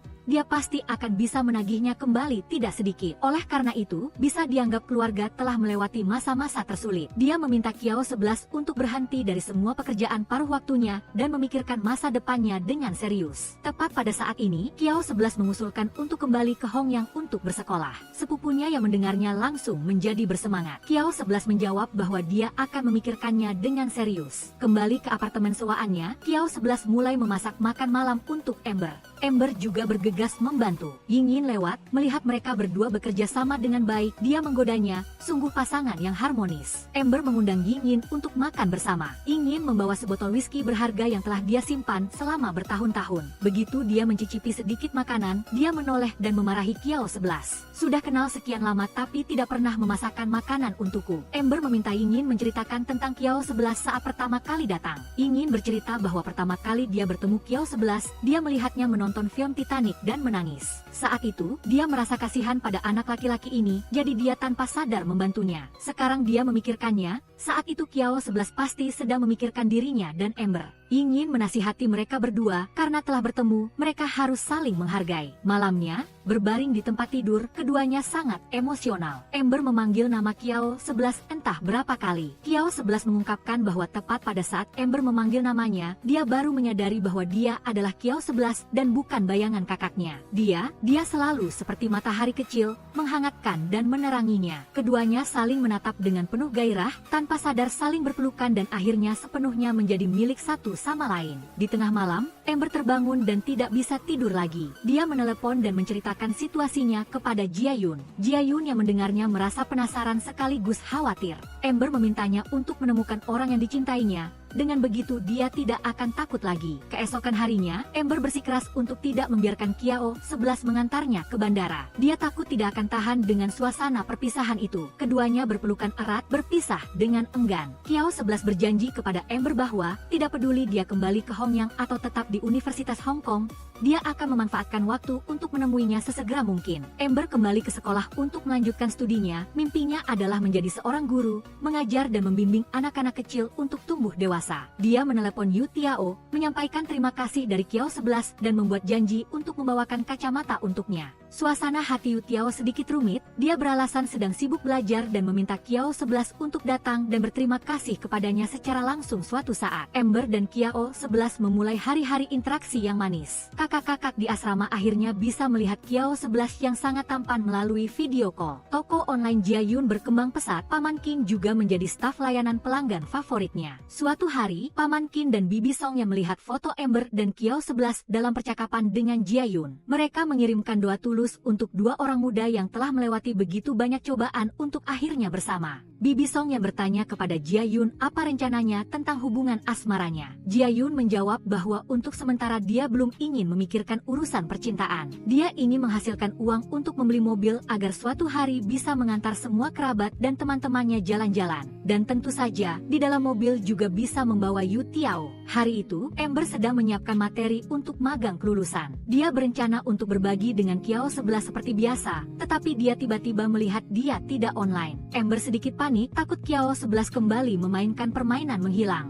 Dia buru-buru mengambil telepon dan meneleponnya. Untungnya Kiao 11 dengan cepat mengangkatnya. Dia menjelaskan bahwa dia baru saja sibuk dengan urusan lain. Dia bertanya pada Ember apa yang paling ingin dia lihat. Ember langsung menjawab tanpa berpikir. Tentu saja yang paling ingin dilihatnya adalah Kiao 11 yang sangat tampan. Kiao 11 lalu menyuruhnya melihat ke bawah dari balkon. Mendengar itu, Ember tidak bisa menahan kegembiraan di hatinya. Dia bergegas ke balkon dan benar saja, Kiao 11 yang dia rindukan siang dan malam sedang berdiri di bawah. Ternyata, Kiao 11 telah menyelesaikan studinya di Universitas Hong Kong dalam waktu sesingkat mungkin dan segera melamar pekerjaan di sebuah perusahaan keuangan di Hongyang. Kali ini kembali, dia tidak akan pergi kemanapun lagi. Setelah mendengarnya, Ember sangat gembira. Setelah itu, keduanya pindah ke rumah baru dan memulai dunia manis mereka sendiri. Ember sekarang adalah seorang guru sekolah dasar. Dengan kesabaran dan kepolosan istimewanya, dia sangat disayangi oleh para siswa. Sementara Kiao 11 masih merawatnya dengan penuh perhatian seperti biasa. Tidak peduli seberapa sibuknya dia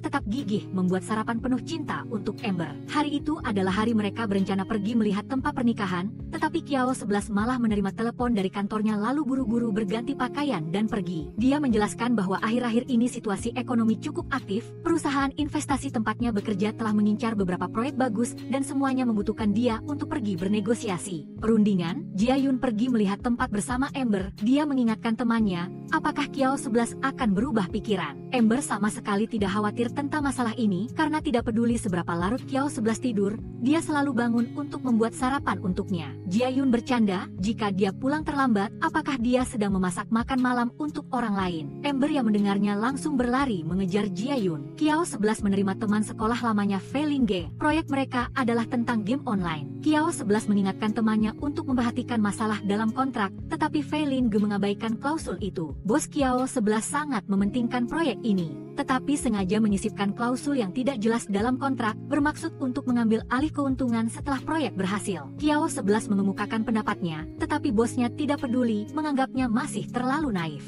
Kiao 11 pulang, melihat Ember dengan wajah tidak senang tetapi tidak mengerti mengapa. Segera setelah itu, toko bunga mengantarkan buket bunga yang telah dipesannya. Dia juga mengeluarkan cincin lamaran yang sudah disiapkannya. Tetapi Ember masih tidak senang, akhirnya dia harus mengingatkannya. Saat itulah Kiao 11 baru tahu dia telah lupa bahwa hari ini adalah hari untuk melihat tempat pernikahan. Berita melaporkan tentang kecelakaan maskapai penerbangan tempat Yu Xiao bekerja. Penerbangan yang diterbangkan sendiri oleh Yu Xiao bertabrakan dengan burung. Jiayun melihat berita itu dan sangat terkejut, tetapi Yu Xiao kembali dengan selamat ke Hongyang, lalu berkumpul dengan beberapa teman dekat untuk makan dan minum. Jiayun masih belum tenang, dia berjalan di sekitar Yu Xiao beberapa putaran, sampai dia yakin bahwa dia benar-benar utuh barulah dia merasa lega. Atas saran Kiao 11, semua orang pergi ke pinggir kota untuk menyalakan kembang api. Yu Xiao telah mengembalikan kepada Kiao 11 surat yang ditulis Ember untuknya, yang telah dia simpan selama bertahun-tahun. Jiayun datang mencari Yu Xiao, dia merasa harus mengungkapkan perasaannya, jika tidak, jika terjadi kecelakaan lain,